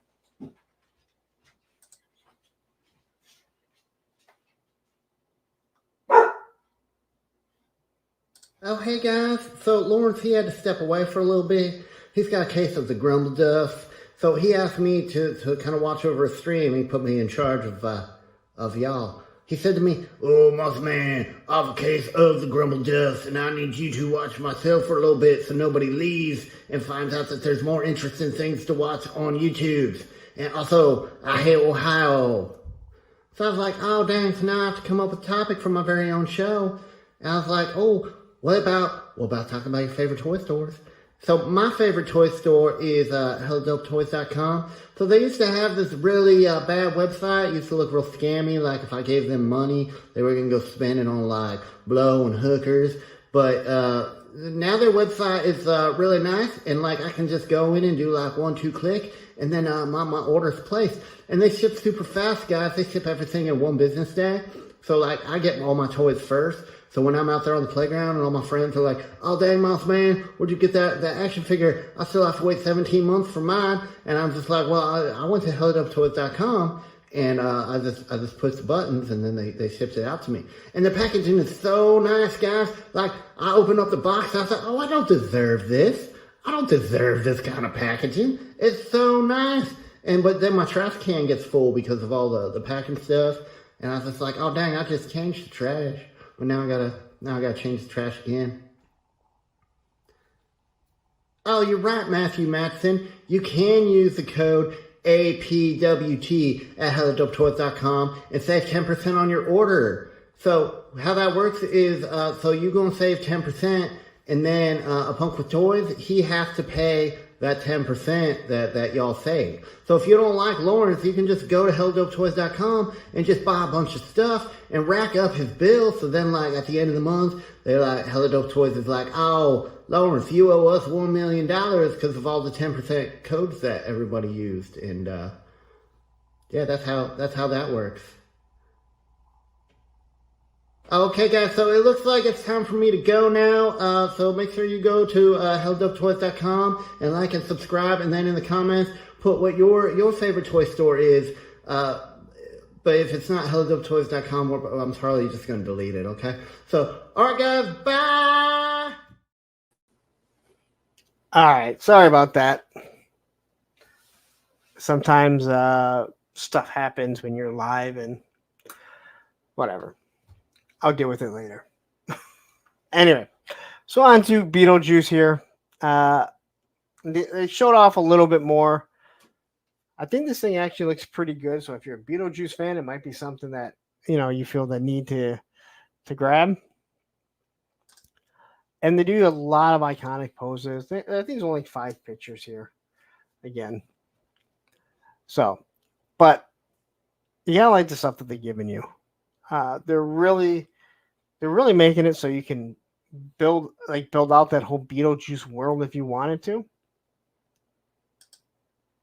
The shrunken head, obviously. Now I really get the vibes of the Umbrella Academy. There's Umbrella Academy, right? So, but I know we talked about this, but they just showed off a few more pictures. This one here, I'm sorry. I know a lot of people really love this type of uh, ab crunch, the waist cut, I guess, per se. That's the I just never really cared for it that much. You know, uh, Punk got all the action tonight. Straight riveting. Yeah. Anyway, but here you go. If you do need a Beetlejuice, if you want this one, it's there for you.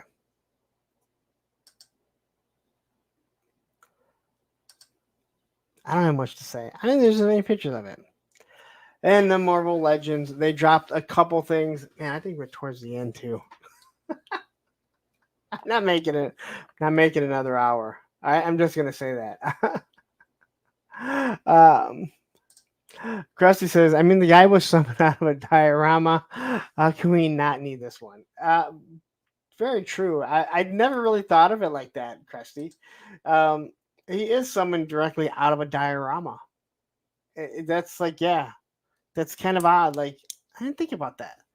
Like, he's everyone's dream when it comes to that. So, anyway, here is Venom Pool.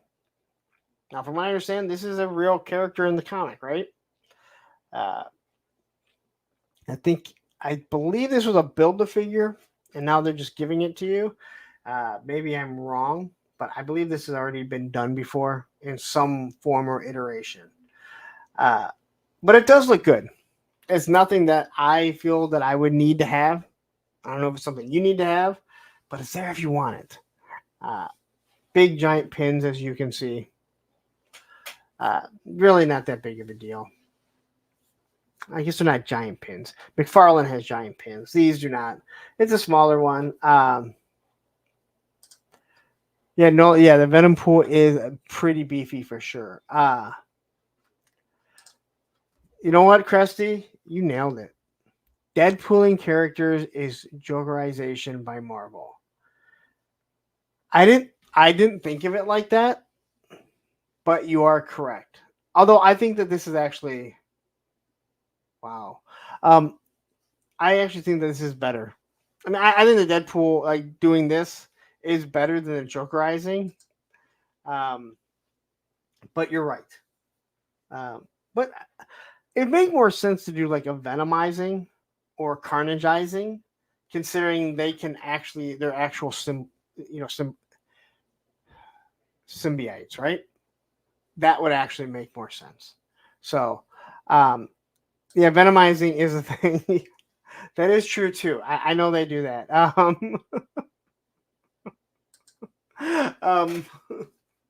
They do that too, don't they? Yeah. Hey, you know what? If they can sell more toys, and go ahead. I don't have to buy it, right? Just don't start snake icing things, please. Don't start snake icing things because that would be. We don't need that. We don't need that. Anyway, so here he is. Good looking figure for the most part. He gives me a feel of that AWOC. The what was the big AWOC that we did the giveaway on? Thane. That's what I feel like. Small legs, big upper body, big big shoulders and everything. So,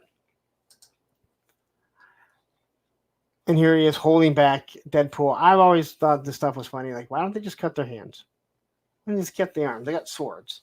G.I. Bro says the difference is the comics are doing and not Todd just making stuff up. I'm with you. It works better than Jokerizing things, right? I'm not crazy about that, right? I'm not crazy about that. I feel like this works better than the Jokerizing. But now I'm thinking about that one person that has a huge collection of Jokerized stuff, and they're like, I can't wait to get the next Jokerized. There is one person not named Todd. There's got to be one person not named Todd. That's like, what will be the next big Jokerized thing? And that's one of those things that, yeah. So here's the box. I gotta say, they really do a good job of trying to package a big chunky figure as much into a small box as possible. At least that's what it seems like. They really want to standardize all that type of stuff. So, Allison says, at least Deadpoolizing happens in the actual comics. Jokerizing is just a cheap repaint. Yeah, yeah. I don't really know what else to say, you know. But here's the back of it. Venom Pool. Very original name.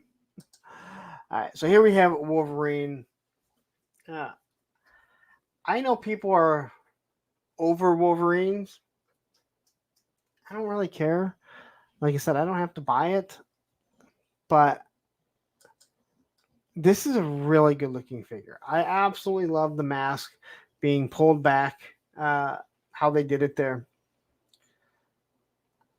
I don't know how the claws are, because I know anytime that I've had a Wolverine, the claws always seem to be never even across.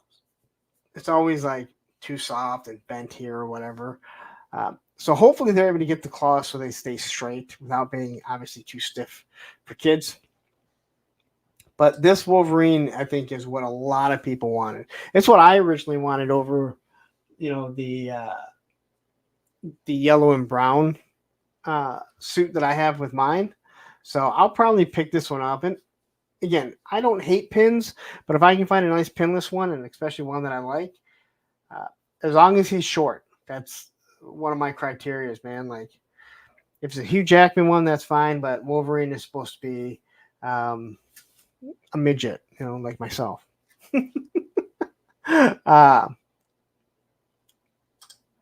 Same time Toy says, I've been over Wolverine since the early 90s. See, I love Wolverine. Again, he's almost identical to my stats. Like, almost identical. He says, they should have painted that arm hair. It's there, but it's looking like a bunch of scabs and veins. Well, let's look at another picture here. I think this looks good. Like, I mean, it looks like the claws are good. But now I want to look at the hands or the arm hair. I wish I could zoom in. I see what you're saying. All right. Yep. I see exactly what you're saying, Krusty.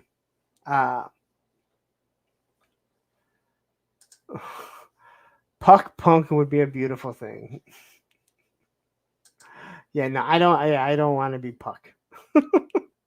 But I see what you're saying about the hair. You know, they sculpted it onto it and it's not painted. So yeah. I probably would not have noticed until you said something. But yeah. I'm kind of with you there. It's something they could do and fix. A Puck with toys. God damn you guys. And then Jada Toys. And Jada is going to do a lot of repaints. I think we've already seen that. Now, this is for BBTS's 25th anniversary. And you get the... Is this actual Player 2? Player 2 Bison? That I'm not sure about. So someone in the chat, let me know if this is Player 2. I love this figure. This figure is absolutely awesome. I don't mind the colors. Obviously, it's not the proper colors. It's also not Sea Bison. I still got to get another Bison. Maybe I just get Player 2 since I already have one, right? That kind of makes more sense. Yep, Tony's saying Player 2, Matthew. Maybe I just get Player 2. Ooh.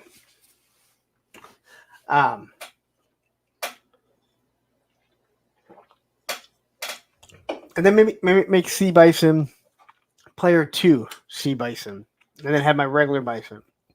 But again, if you don't have, I think this might be their best figure. He's chunky, but man, he still has the articulation as most of these other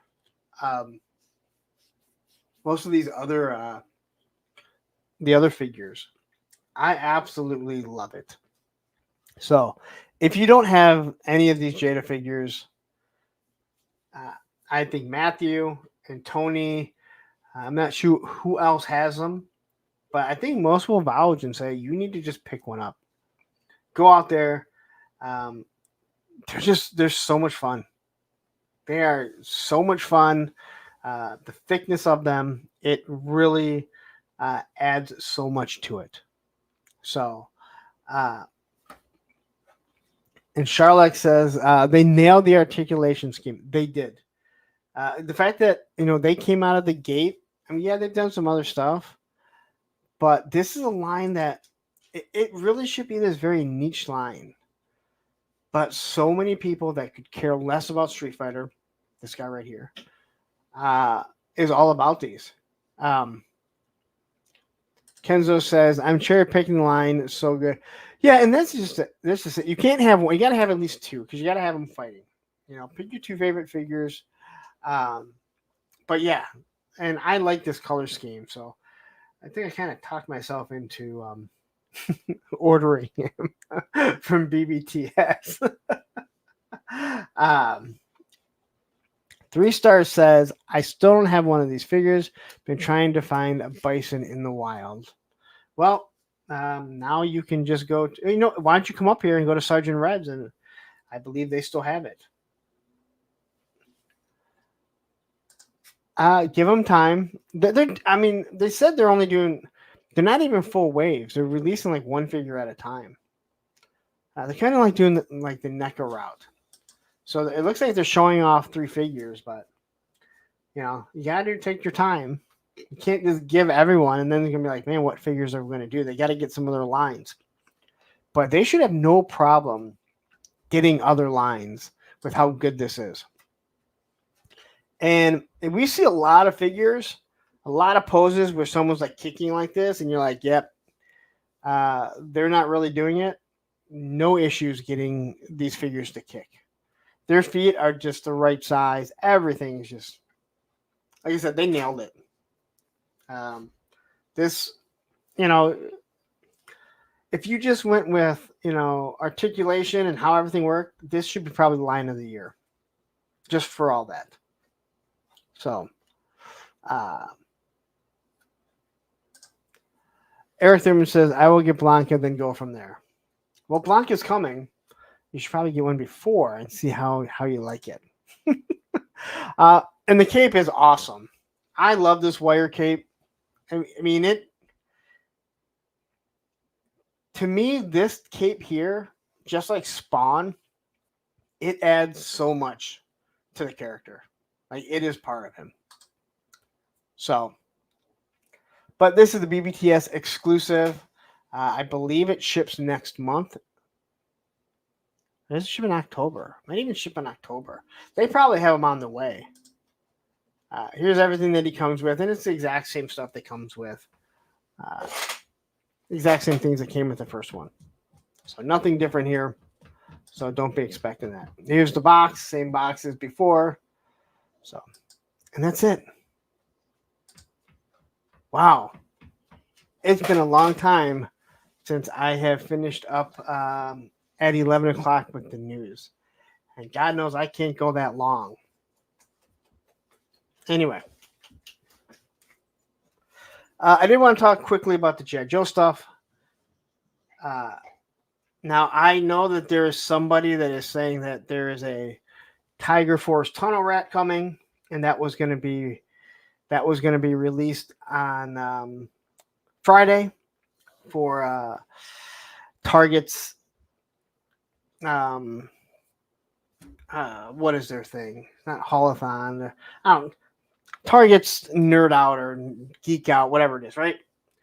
And he said that that it was going to be Tiger Force Tunnel Rat. I'm not saying we won't get a Tiger Force Tunnel Rat, but Chris McLeod said that it was supposed to be Breaker. And again, all the hints that he dropped, if anyone knows, it's going to be Chris McLeod. He just dropped another redacted with Tony and Lenny, right? But for some odd reason, that got pulled, whether it be Target or Joe. So anyway, if you're waiting for the Tiger Force Breaker to come, I'm sure it's still going to come. Just who knows? Maybe 10/27. That's the end of this month. Christmas is coming. When it's supposed to be released, who actually knows? It's supposed to be Breaker. I mean, Chris would not have gone out saying that it's going to be Breaker if it wasn't. But my guess is somewhere along the lines, the big wigs must have said, hey, you know what? We're not going to release this because the Joe team isn't going to feed him some sort of, false information, right? They're not going to feed him false information. So, but I guess wait for it. Tiger Force. I mean, I don't know. Sometimes I need Breaker and Clutch soon and add Wild Bill to the list. That was what I said. I hope he has some sort of weapon. He's not walking around with that giant minigun. That ain't even a minigun. That's a full size A10 Warthog fucking gun. You know what? We need Mythbusters to put that Gatling gun on an actual motorcycle and see how it would actually fire. Jarhead, man. Oh, yeah. If you're talking about the player 2 Chun-Li's, man, like I don't think they can get rid of them. But they were getting a lot of the regular Chun-Li's too. So, but it's a great figure. Like that Chun-Li's a great fucking figure. Like, just don't put her next to like Jinx because you'll hate Jinx because you're like, wow, she's tiny. She can't do no damage. She's tiny. Chun-Li's amazing. But yeah.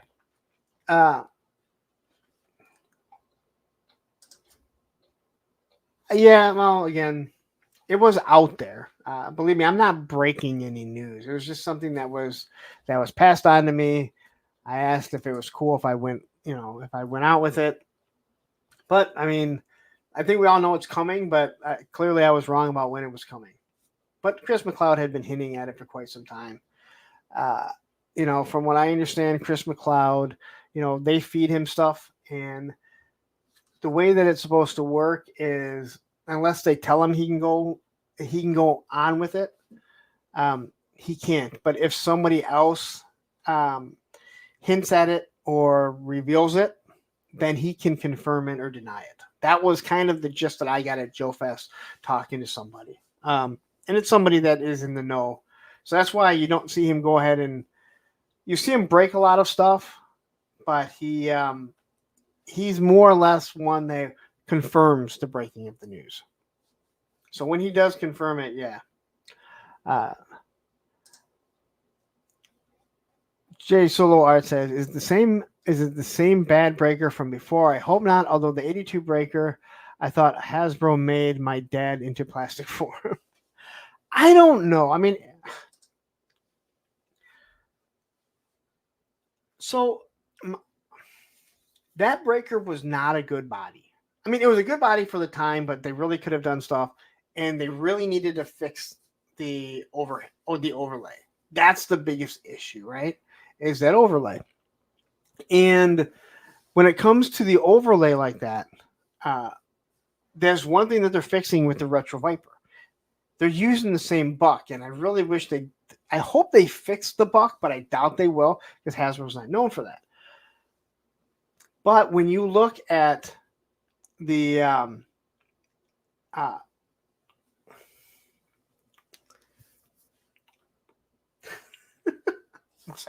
the Steel Core Commander, they put that on a new buck rather than using the old buck that they gave them.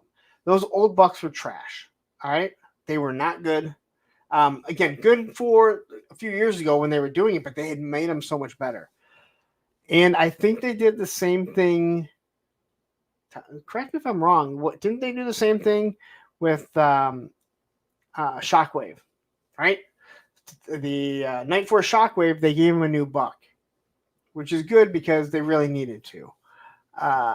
Just not a huge, if you have a new buck and you're able to get rid of the old one that is problematic, then you should.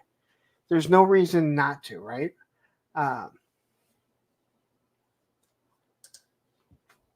Would you rather see Python Ferret or Night? Dude, the Night Force stuff just looks good. Like, you can take it and you can make that look good. I mean, I don't know. I don't think I want a Python Ferret. 100% honest. Night Force one, like a dark gray black four-wheeler. Oh man, that actually sounds pretty damn badass, doesn't it? Gun Bunny Customs has joined us. I hope it's an updated body, so we can use it for the retro card. Now that one I could see them changing, because who knows how long that this was supposed to come, right? A lot of these figures are made, there's 2 years into development, right? So that's one of the biggest things that you have to do. So hopefully, it's not that big of a deal. Hopefully when they do the retro one, it is on a new body. I don't see why it wouldn't be. Why wouldn't you use that Stalker buck? Because it's a much better buck and it fits the aesthetics of what the OG is supposed to be. Jarhead says, stop collecting the sub teams just to it. And you know what? I fully understand that. And I have no problem with people that do that. I think I understand why. I understand why they put the numbers on the boxes. It's to get the completists. They can say that that's not the reason, but let's be honest. We're all smart enough to know that's the reason why you do it. So I think it'd be a lot easier for a lot of people that if they just said, hey, you know what, we're not going to put numbers, or had they never put numbers on it to begin with. But this is how they're going to get a lot of people.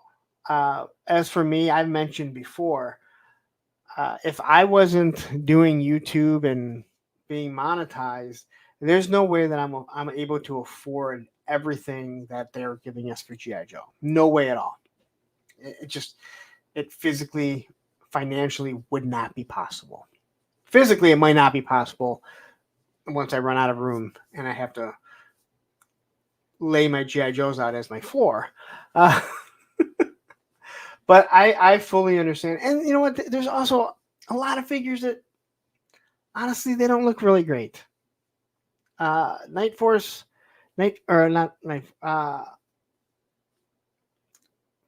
Python Patrol, not Python Patrol, Tiger Force Flint.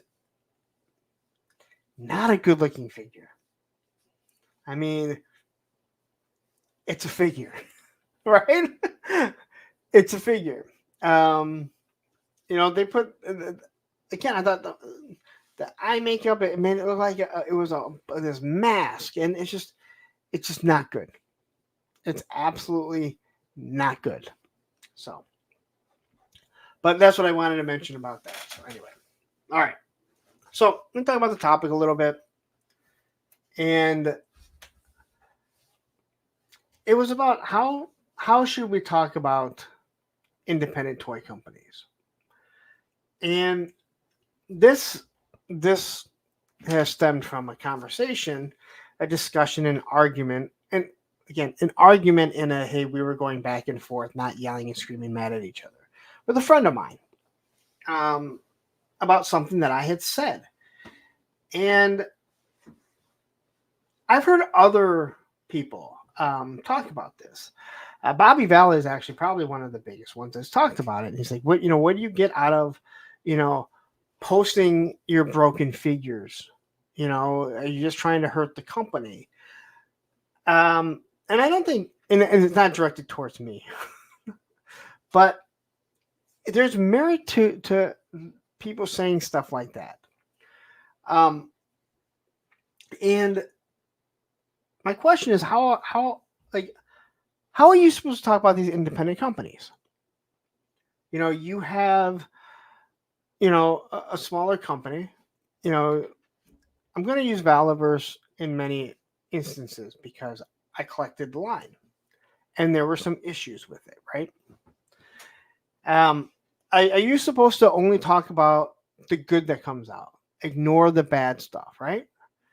Or should you only talk about the bad and ignore the good? I believe his tank is, the way those people went, everything was bad with Valaverse and they dogged it completely. And that was a completely biased look at things because they weren't happy with, the owner and how he has acted, whatever. Where there's other people that won't even admit that there's something wrong, even though it's like right there. But this stemmed from me, saying, hey, you know what? How about this company stop putting out more Kickstarters and showing stuff and get me the figures that we've been seeing for over a year. And it was just this little comment, me being a sarcastic, swarmy asshole at the time. Because I just want one figure. Like, just one figure that I've wanted and I've had on pre-order from Hella Dope Toys. They have no idea when it's coming. But, I think some of these companies,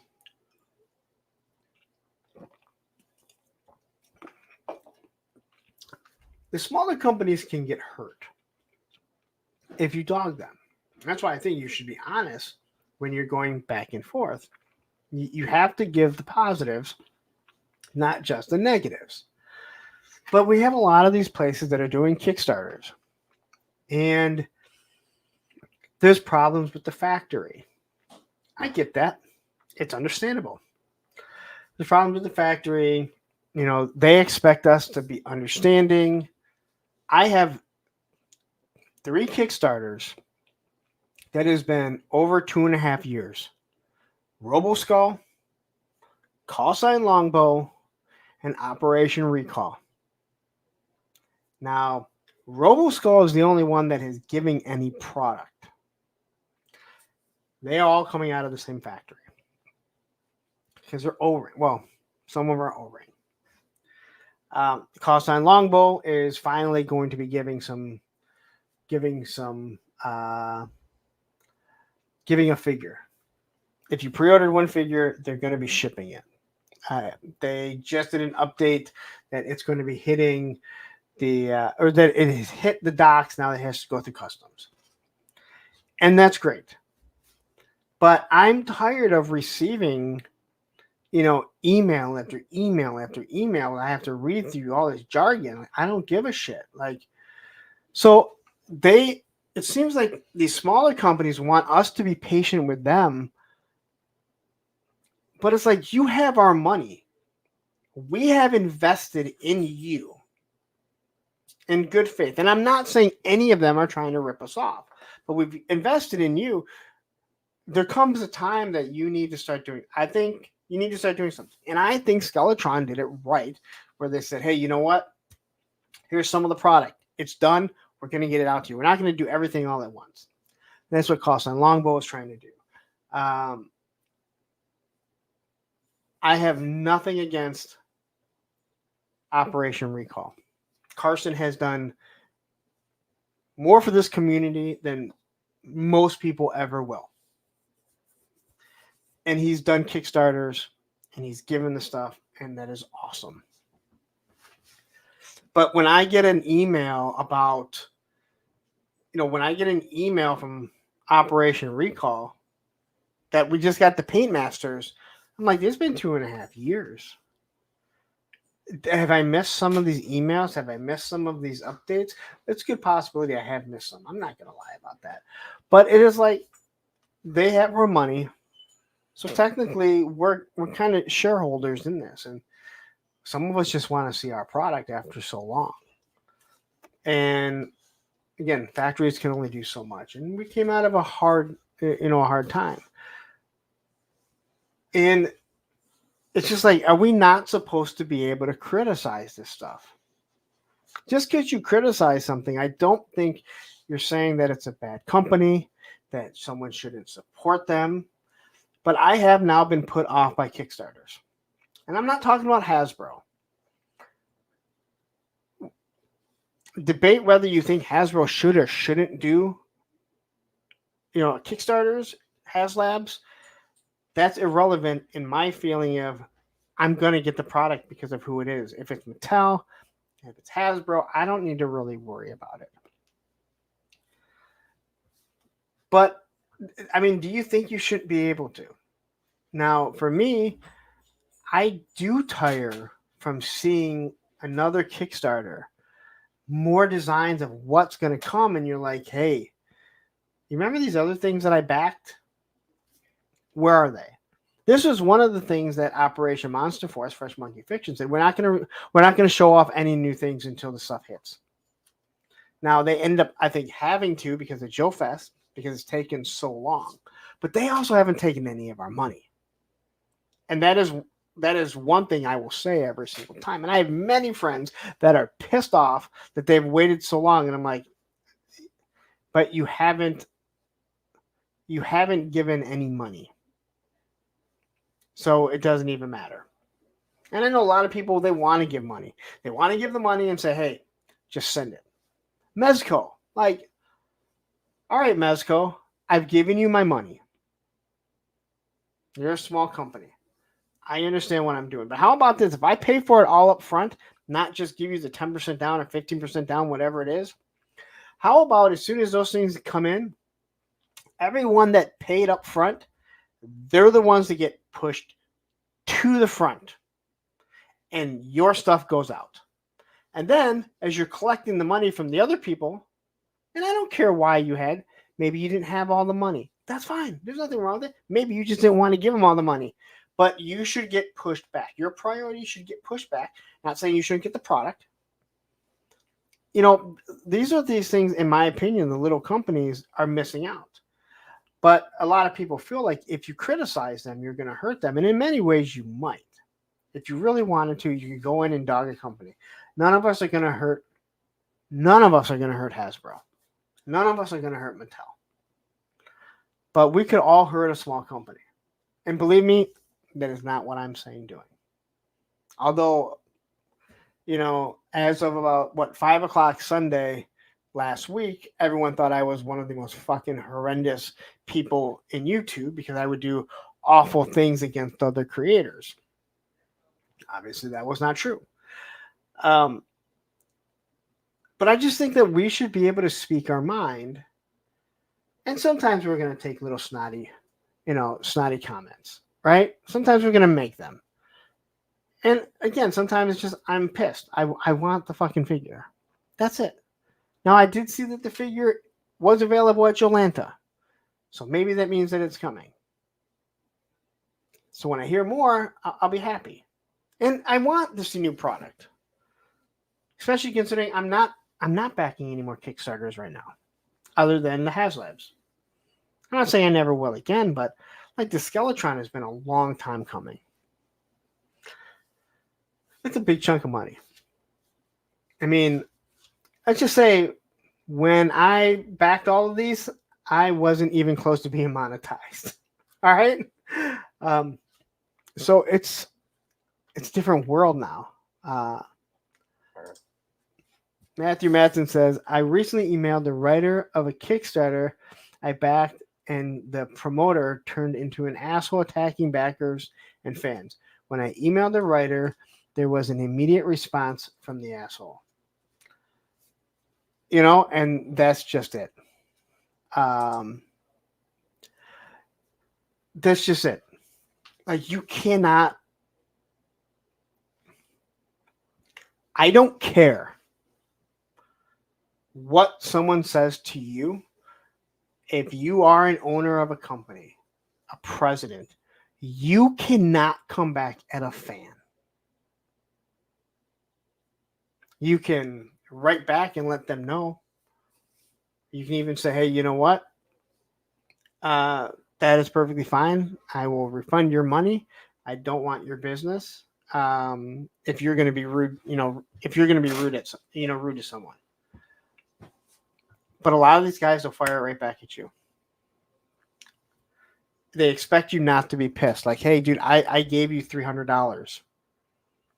$300 in the grand scheme of your life is not that much. But, it can, it's a lot at the time for us.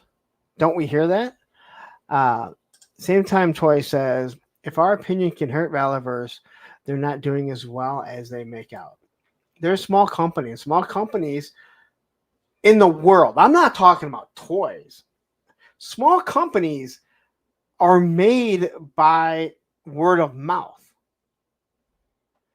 So sure, if you have a big enough audience and you go out there and you blast, let's say, Valaverse, you can hurt them. I'm not saying put them out of business. You can do the same thing to Boss Fight Studios. You can do the same thing to Sparrow Toys, which is AWOC. You can do the same thing to Mythic Legions. Although Mythic Legions is kind of getting in that stratosphere where they're a small company, but not they're not really going to get hurt. Right? So you can, if you have a big enough audience. And I'm not saying I have a big enough audience. And that's not what I'm trying to say, nor am I trying to hurt anyone.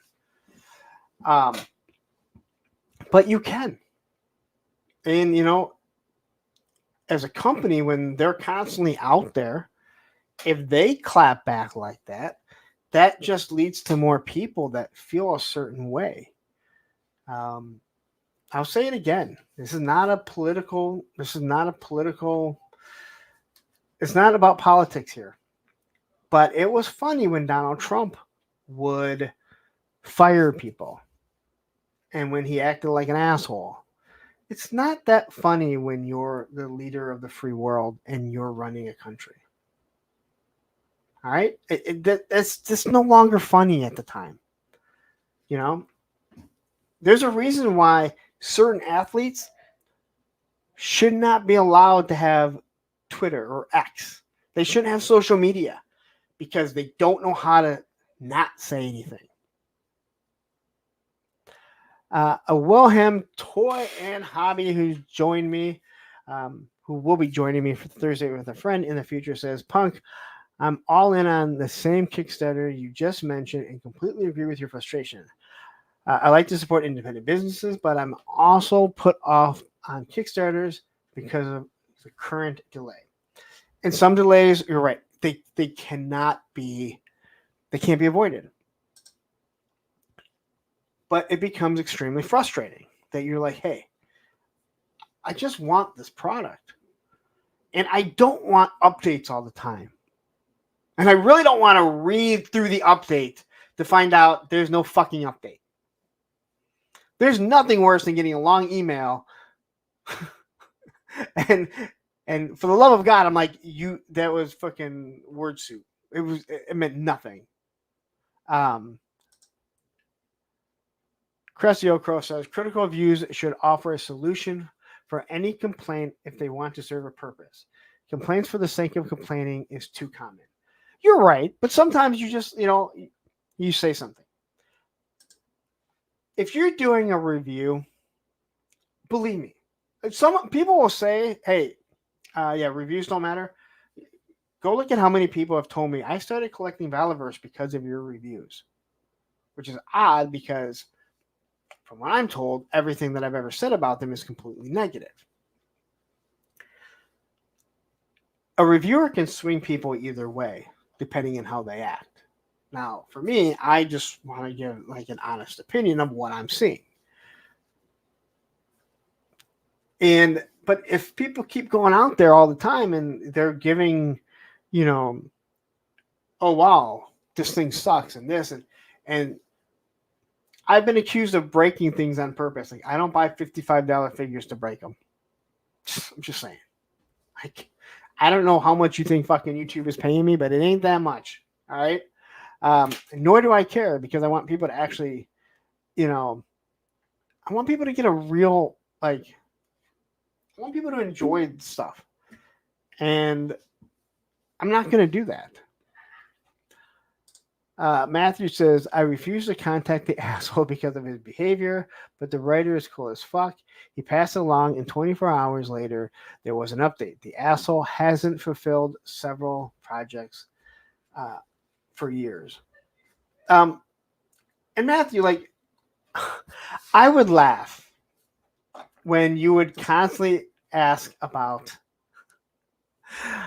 your Frush skeletons. But that was your only way to get like a response. You know, like that's the only way that you could get a response. And after a while, you're to the point that's like, I've given you the money. And you are not fulfilling what you're supposed to. Yet, and this is, I think, what really drives people nuts, when you're able to fulfill other things. And I think Frush making other skeletons, you're like, you have my fucking money and you've had it for years. How do you have the money to go ahead and put skeletons out for your exclusives, but you don't have the ones fulfilled for the people that have already paid for it? Right, Matthew? I mean, I believe that was like your biggest issue. Like, not only have we waited, but they're not here. Wilhelm says constructive criticism is essential to improving products and should be welcome. I agree. Why does anyone want to be surrounded by yes men? If you want to be surrounded by yes men, fucking just do it yourself. Even doing this channel, and I've talked about this before, I would ask Matthew in the beginning. I started asking Ed. I would ask Allison. I was bouncing things off people. And I remember Allison giving me a whole bunch of ideas. And I came back with her and I said, I hear you. Here's the reasons why I don't think this would work.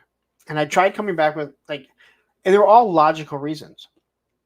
And what I want to hear back from that is, okay, I'm hearing what you're saying. And I understand why you're saying that. But what about trying it like this? It's about figuring something out like that to help grow. For me, it was growing the channel. But it's the way you want to better your figures. Right? This is how you better your product. Just being a dick about things, yeah. And what I said was in a private chat.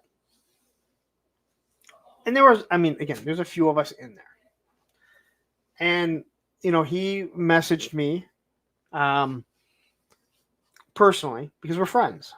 And we just kind of went back and forth. And I was like, I was just being sarcastic. But it does bother me that they're showing all this stuff off. And there comes a point that it's like, what about the product you've already shown off? You know, we should be able to mention that without being like, oh my God, I'm going to kill the product. You know? Charlotte says, if you got thin skin and big feelings, maybe CEO of a company, maybe CEO of toy companies that create to adults isn't the best career path. I'm not saying the buyers are always right or behave the way they should. Oh, no. And many of us don't. And again, I'm not going to sit up here and tell you that I've never made sly comments, that I've never taken jabs at companies or even blasted a fucking product. Go watch my Super 7 reviews. But those come from a point of anger as I'm going on, not from the beginning. Right? Not from the beginning.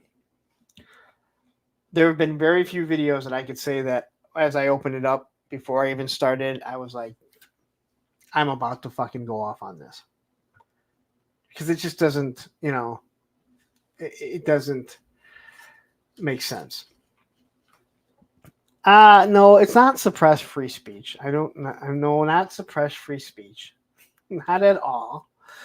There's a way about talking about things where you don't have to annihilate something and destroy something.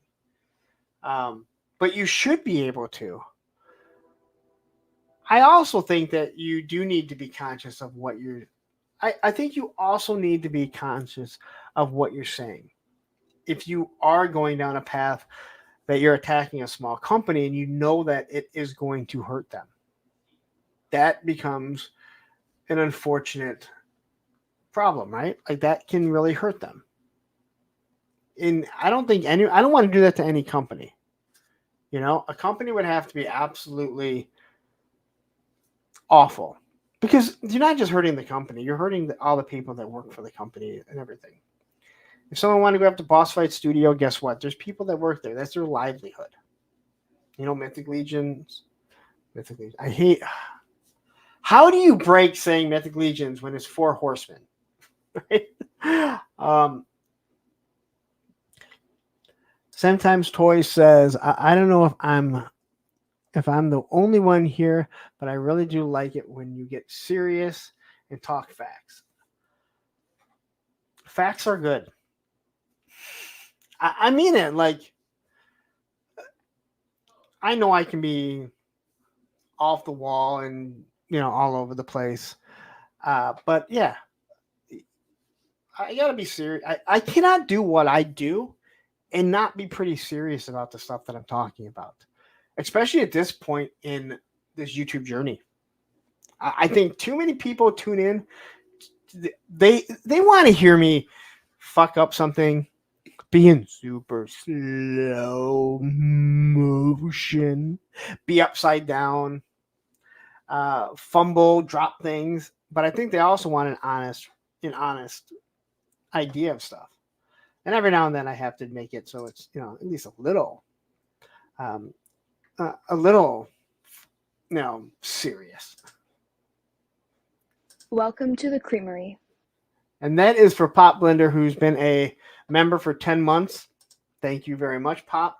You've been one of the best supporters, one of the biggest supporters of the channel. So I can't say thank you enough. Nolan says Sparrow and Four Horsemen are probably my favorite 2 small indie companies, and both are really good. I can't say enough about Four Horsemen. Like, I mean, would I like to have better articulation? Yes. Do I understand why they don't? I do. But for what you're paying for and everything you get, you know, Sparrow Toys, I've said they should have the Thundercats line. I'm just gonna fucking say it. They're the ones that I got fucking pissed at because I want the goddamn hyena, and I've waited forever to see the hyena, and they keep showing more and more shit. That was the company that I was talking about. And not that I'm mad. I'm just like, and I just made a slight comment. And I was like, dude, how about they stop showing off new shit and we get the stuff that we've been waiting for? And that turned into a nice long discussion with somebody. And it's also a problem when you get too close to people in this. Okay? That's another thing. When you're dealing with the independents like we are, you start to get close with certain people. And then you find yourself defending the person someone might end up arguing with you because they're now defending that person when you weren't criticizing that person. You were criticizing the product and maybe how they're doing stuff. You know, and you're not like, hey, it's awful, right? And that was a criticism that I had.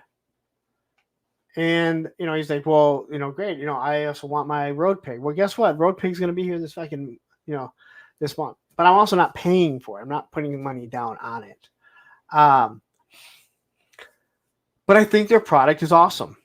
And it looks like it's getting better. But I should still be able to have some criticism. And it's easy to say, hey, you're not in the room. You're absolutely right. But that's the same as saying, you know what? You don't play hockey. You shouldn't be able to criticize how the Red Wings played. You don't play football. You shouldn't ever be able to criticize what the Lions are doing. Well, that's just not true. You know? That's like saying, well, you can't do that trick skateboarding. You can't explain it to someone. Bullshit. some of the greatest coaches in sports were not great athletes because they realize that they really have to work at it. But I think people get really close. They get too close to the people and they feel like you have insulted them when you're criticizing the company. We see it on the Valaverse side every day. God forbid you criticize the Valaverse product, you are instantly going after, the owner. And he's become close with a lot of people. And that's fine. I'm sorry that you take it that way. My review of Delta 17. There were that first one I had some issues. I wasn't going after Steve or Ken. I was specifically talking about the product and a few of the issues that I saw. Don't ask me to review something if you don't want an honest opinion, right? So I do think people get too close, and I understand it. Because you want to defend your friends. Wilhelm says, I would love it if some of these Kickstarters had more realistic date of delivery. Like either break the project up into smaller chunks and stuff in people's hands. Yes. And I'm glad that that's what Skeletron did. Like they started sending it. They started letting you order stuff. So yeah. Harry O, I saw you and I did not say your name. So I want to say thank you. I don't think I've seen you here before. To be honest, I've been having more fun with the knockoff toys coming out of AliExpress than the main companies. Don't get me started on that stuff.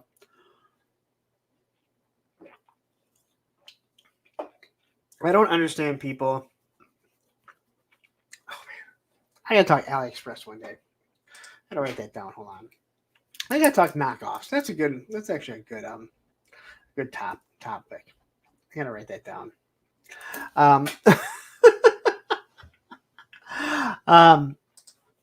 Alice Troy says, "Is Frush even still a thing now that the cool people that were there have left?" That is, they are, but I don't know what they do.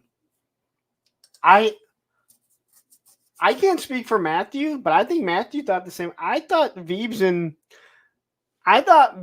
Robo were the Frush. I thought it was like their company. I was shocked when they said they were leaving. I'm like, how do you leave your own company? All right. Is Bobby going to leave Valaverse? It seemed kind of weird. And then it was like, oh, they don't own that? Oh, I'm fucking shocked here. Joe Fan 84 says, I'm good about to head to bed. Got to go to work early. Unfortunately, I'm with you, man. I'm with you. I got to go into the office too, which is even worse. Joe says communication is key. I think yes. Keeping your supporters in the dark is never a positive thing. Joe, I cannot disagree with one word that you said. And I don't want, like I said, I don't want emails that I'm trying to figure out what you're trying to tell me. I don't want a list of your fucking timelines unless if you have like dates on it. Skeletron will send like dates, right? It's just, and again, you want to be supportive of these companies. But, money's tight for a lot of us. I can't say it's tight for everyone because I see what some of you guys are buying. I had someone just tell me that they ordered 20 of the new Reaction Plus bats from Super 7 at that. So it's not tight for everyone. But whether or not you're a millionaire or not, you don't want to be giving someone $300-$400 if you don't know if you're going to get the product or when you're going to get it. But the communication, keeping that open line is very productive. And once you have something where you know what's happening, all right? 2 companies. Mythic Legion and Valaverse. Both they're not technically Kickstarters, because they're making the product. They're taking your money up front. It's somewhat like a Kickstarter, although they may tell you it's not. They're taking your money up front, but the product's already going into development. But they have a track record, right? So if someone did order the Vanguard or the last wave of Valiverse figures, I can't say positively you're going to get it because fucking shit happens, right? Companies go out of business. Not saying they are, so please don't fucking, cut this. But they've been doing this now for a couple years, and you don't have to worry. The Four Horsemen, they give you a huge deal. If you pre-order, you get a huge deal. Which if you're all in, man, if someone came up to me and said, hey, you know what? These next 10 Joe figures, you're not going to get them for a year, but we're going to give them all to you for $15 each. I'd be fucking all in because I'm all in for that, right? Those companies have that track record. They've earned it. But some of the other ones, you're like, oh my God, like now you're giving me more stuff and I'm still waiting on another product. And I think that just kills them. It seems like they can promise a fast turnaround and then just take as long as they need. Yeah. And that's killing me.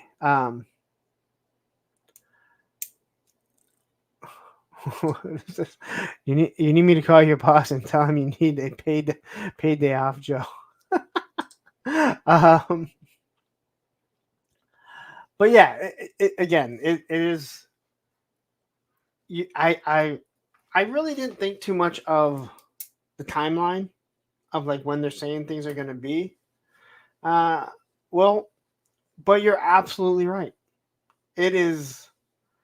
It's imperative that they do shit. Like, yeah, don't give me a timeline and then the factory's not going to be able to do it. Get out in front of stuff. Right? Nobody wants to wait to the last minute. Nobody wants to wait to the last minute to where they're told, like, all right, it's supposed to be. People have flipped out about the Dragonfly. And I'm like, I don't understand why anyone thought that it was going to be here sooner. I said November, December. Right? And they're saying November. October 24th, I think you have to have. I don't know why. I don't know why I can't go in and hit confirm and say, hey, confirmed. This is my address. You have it in stock. You have them hit the shores, start shipping them. I think they wait till they get them all so they know they have the right allotted amount so they can start shipping them all at once. But their time isn't off that much. Now, if I haven't put any money down, I don't care. I don't care. That's why again, I'll go back to Fresh Monkey Fiction with Operation Monster Wars. I don't care. I ain't put no money down.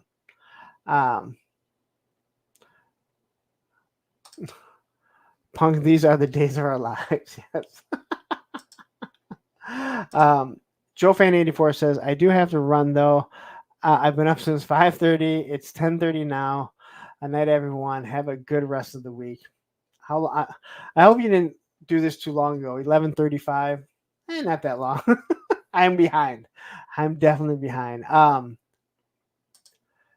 Krusty says, be tactful and accountable of all the toy drama, and fanatics come right at your doorstep. I don't give a shit about that. I'm so over the toy drama.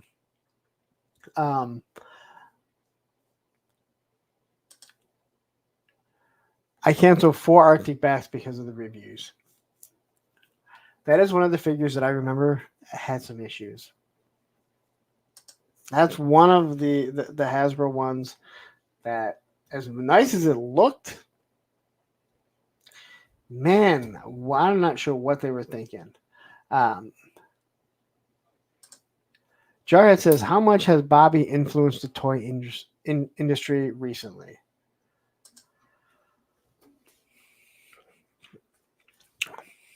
That is a really good question.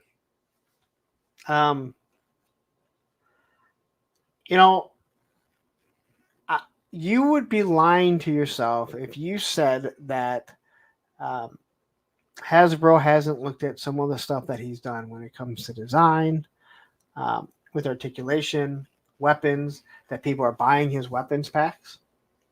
I think that you'd be lying to yourself if someone like Fresh Monkey Fiction didn't look at that and said, "Well, there is a demand for military figures." I think you'd be lying to yourself if Fresh Monkey Fiction didn't look at it and say, "There's a lot of people that don't like Bobby, that don't like Valaverse, and they won't buy it." Well, all those army soldiers, we can take a cut of the people that still want them but don't want to purchase from him. So I think he's been very relevant with doing some stuff. So I think he's influenced a lot. And again, I cannot believe that people at Hasbro, and when I say people at Hasbro, I mean people making figures. The people at Hasbro that run the company, they don't know who the fuck he is. They don't give a shit. They care about dollars. But the people designing figures, you would be dumb not to look at your competitor's product and see what they're doing that's better than you and what you can do to improve that part of your product. And that's in any walk of life. I mean, I fix copy machines. People will ask me what a function is. I'm like, I've been here 23 years. No one's ever used that function. The reason why it's there is because one copier company put it, so every copier company had to put it, because if they didn't, then the next company is going to say, well, these ones don't have it. Ours do, even though you're never going to use it.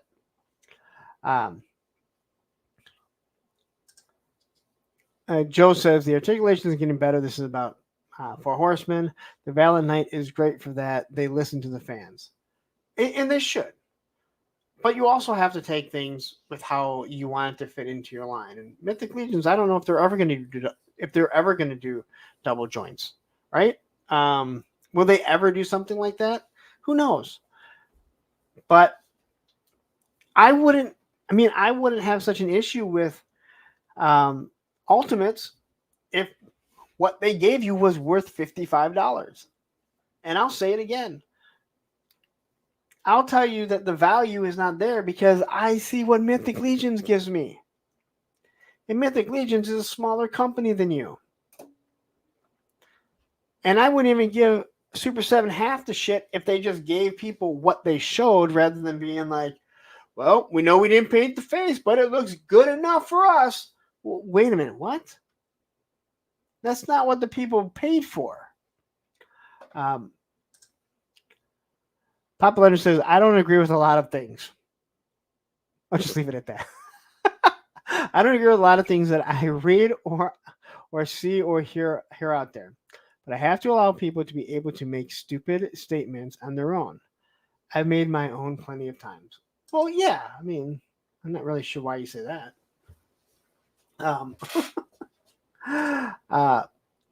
Will says, unfortunately, it seems like sensational or drama reviews get way more attention than measured, eloquent reviews that take the pros and cons into consideration.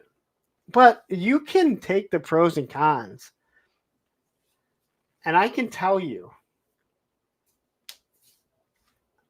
not only on Valaverse reviews that I've done, but also on Hasbro reviews, that within the comments, one person tells me I'm a complete shill, and then the other person says I'm too negative. And I've had it on both of those. I mean, don't get me wrong. I know I've been called Hasbro, Hasbro ball gobbler, I think is what it was, right? But I hear that all the time. Not all the time, not so much anymore. I think, more people they know who I am now. I'm not going to sit up here and act like no one really knows who I am. I know that I'm one of the I'm one of the bigger G.I. Joe reviewers. I won't lie to you guys and act like I don't fucking realize that. So I think people know what they're going to get with me, and I read it. mean, I read it from so many people. Thumbnail with the worst toy ever will get more clicks than thumbs that say this is a decent toy. Some improvements could be made. There's also a lot to say. Open-ended titles. Believe me, I watch a lot about YouTube. Open-ended titles, questioned titles. They do wonderful. They do absolute. I said it. I said it when the Cobra Commander, Once a Man Cobra Commander, come out. If all that drama wasn't going on, man, that video wouldn't have done so well. But I put in the, was this figure with all that drama? And boom, that thing did so well for weeks. It's one of my best videos where it kept running and running. Diehard 3.75 says, I'm not a chief, but I can tell you what a bad meal is. Oh, I'm not a chef. So I can't read. I'm not a chef, but I can tell you what a bad meal is. That's another thing. You know, when someone doesn't want you, or they want to tell you that you don't know plastic, but they have no problem if you criticize Hasbro's rubberized plastic guns, well, you can't have it both ways, right? You can't say, oh, you criticize my product, you don't know this, but then think it's great when people are criticizing your competitor's product, right? That's a whole nother issue right there.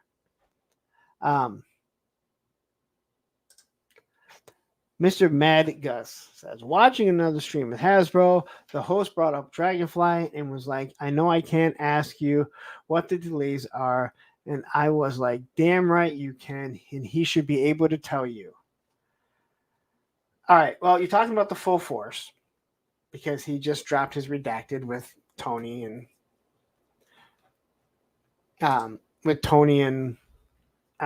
Lenny. Let me explain how this works. All right. They're a corporation.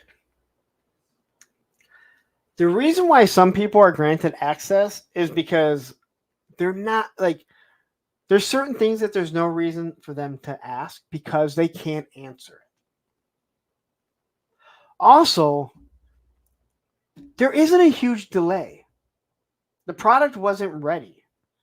Would you rather the product be fucked up, but you get it on a time that you think that you deserve it? And I mean this completely. And the reason why I say there's certain questions that you know there's no reason to answer is as I look up at my TV right now, and this guy's sitting at Ford Field. All right. Henry Ford Jr. owned the Fords for the longest time. Everyone was pissed and demanded, why don't they ask why they won't fire or why he won't sell the team? Well, because it's a question they're never going to answer. One thing, because, well, it's a cash cow. They're never going to answer certain things. There's certain things they're not allowed to. I know people want an answer. You don't really deserve that answer. And I know people say that's just you. That's you being a shill. That you take, towing the company line. I have no company. The Dragonfly, for whatever reason, it wasn't ready. And the delays that you guys think that it is make no sense. When did the thing fund? How long has it been? They say 18 months. Matthew, tell me, are we in the 18-month window? So someone knows. We're in around the 18-month window, correct? So here's Steve, who is a small company owner. At the end of the day, these are all products. Doesn't matter which brand it is. They have to be up to a certain level of quality if we expect people to buy them. Yeah, I agree. No, I agree 100% with you. I wish I caught the live stream instead of the replay. We're the backers of the damn thing, and I want to know, just like if we're in the boardroom.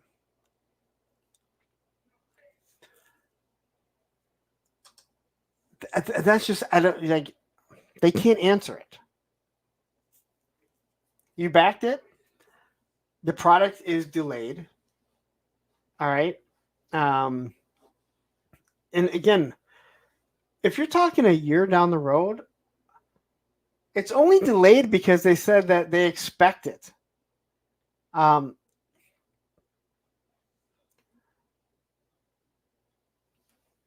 Did somebody figure out the timeline? Okay, so Matthew says it's been 17 months. And the timeline they give you is, I think, 18 to 24 months. Or maybe it's 12 to 18 months. Someone probably knows.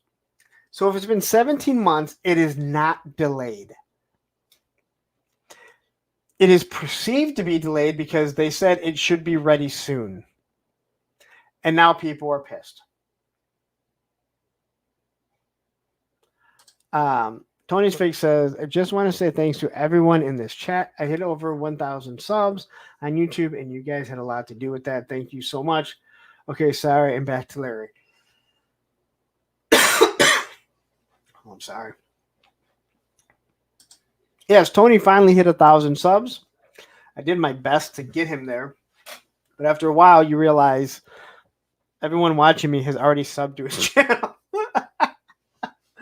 So he's not going to be more than like one or two if I mention it. So yeah. And I want you to understand, and I don't want Matt, I don't want you to think that I'm I don't think I'm pointing you out.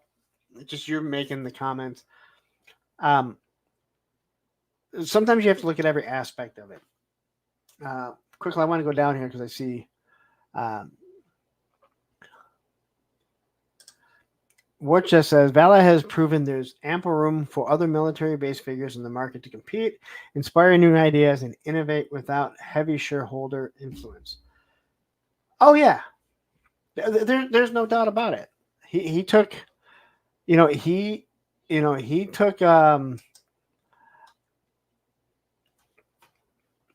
took a chance and a gamble, and it's there, and it's paid off. But that's something he's passionate about doing. Lenny's passionate about doing what he's doing with G.I. Joe, but is Hasbro passionate about G.I. Joe being there? That's the biggest thing. Mr.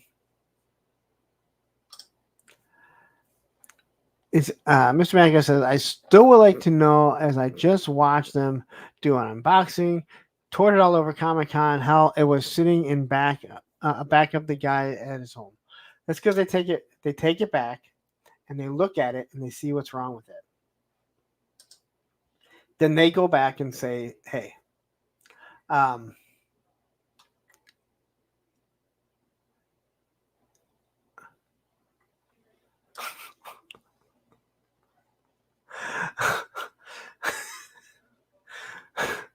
Or just full of toys says, I'm just sitting over here thinking about how bad the production value was on Fantasy Island. Those suits that Ricardo Montalban had looked like they came off the rack. I don't think they ever said no later than August. I think they were shooting for it, and it didn't happen. So, sometimes we hear things, and maybe I'm wrong. I know they mentioned August. I said from day one when they said end of summer, early fall, I was like, yeah, no. No, not at all. But even if that's done, even if the end of August is done, it takes, I think, 4 weeks to get across the sea. Then it has to go through customs. Then it has to get to the warehouse, and they have to make sure that they have enough because they don't just start shipping it out. They got to make sure that they have enough, along with extra ones where there's broken pieces, and then they start shipping them out. I don't know how we got on the Dragonfly, but we did.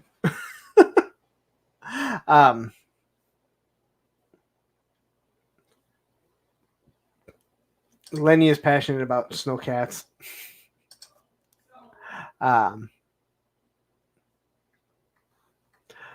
look, I finally made it to the end. I think I skipped a whole bunch, but and Mr. Mad goes, I don't want you to think that I'm pointing you out. You're the one that is pushing back, and I love it because that's how we have a conversation. That's how you have a conversation. And again, people might say you're just a show here. I'm just giving you both sides. I mean, I wish that it was done and ready to go in August. Yeah, because it's already paid for. But I looked at the 18-month time frame and said, this is about when I think it's going to come. And I think we're dead on, right? I think we're dead on when it's going to be coming. But again, they're not going to tell you. It's just how it is. Because we're not board members. Even though we did back it, you know, I think that they should give more updates too. I even reached out to Lenny and I go, are you guys going to do anything for the Rattler? Like, as it was funding, I go, I feel like these HasLabs, and I didn't say these HasLabs, they push it for 2 days for the first weekend, and then they just, they don't say anything. Especially Star Wars. They're like the absolute worst. Like, they don't mention it at all. Like, may want to promote that. I mean, you have 45 days.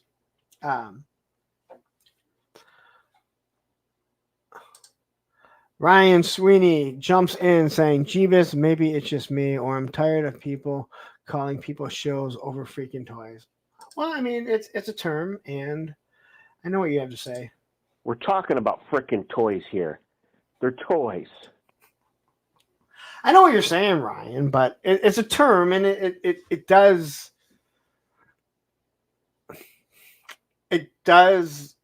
describe someone, whether it be perceived reality or not.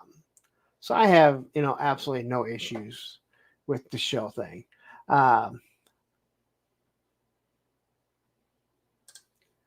Mr. Mega says, it is a conversation. I don't think that you beautiful bald shield.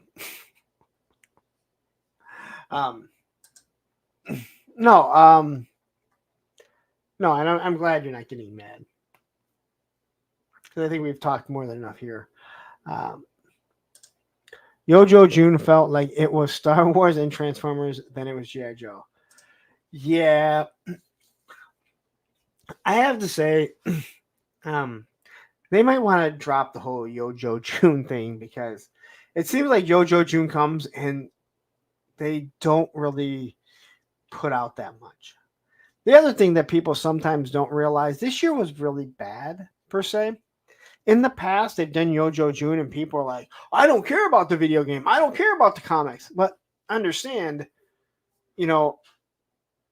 Marvel owns, the X-Men and Avengers, right? Disney owns that. So there's someone else to promote all the other stuff. With G.I. Joe, it has to be promoted through Hasbro because they own it. So if they don't talk exactly action figures, people think like, well, there's nothing for Yojo June, but in actuality, there was a whole bunch of stuff that they might have done.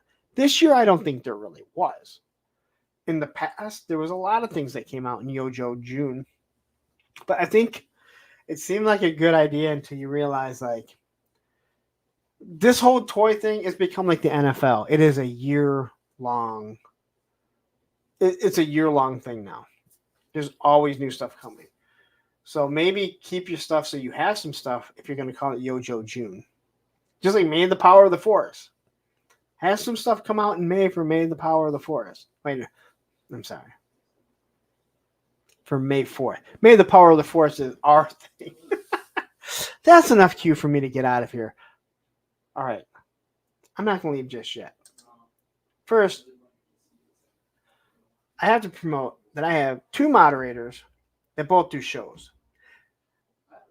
I've asked both of them to give me commercials. Now, the one moderator and his host who can do 8 different AI music videos per show can't give me a commercial. But my other moderator and his co-host did give me this.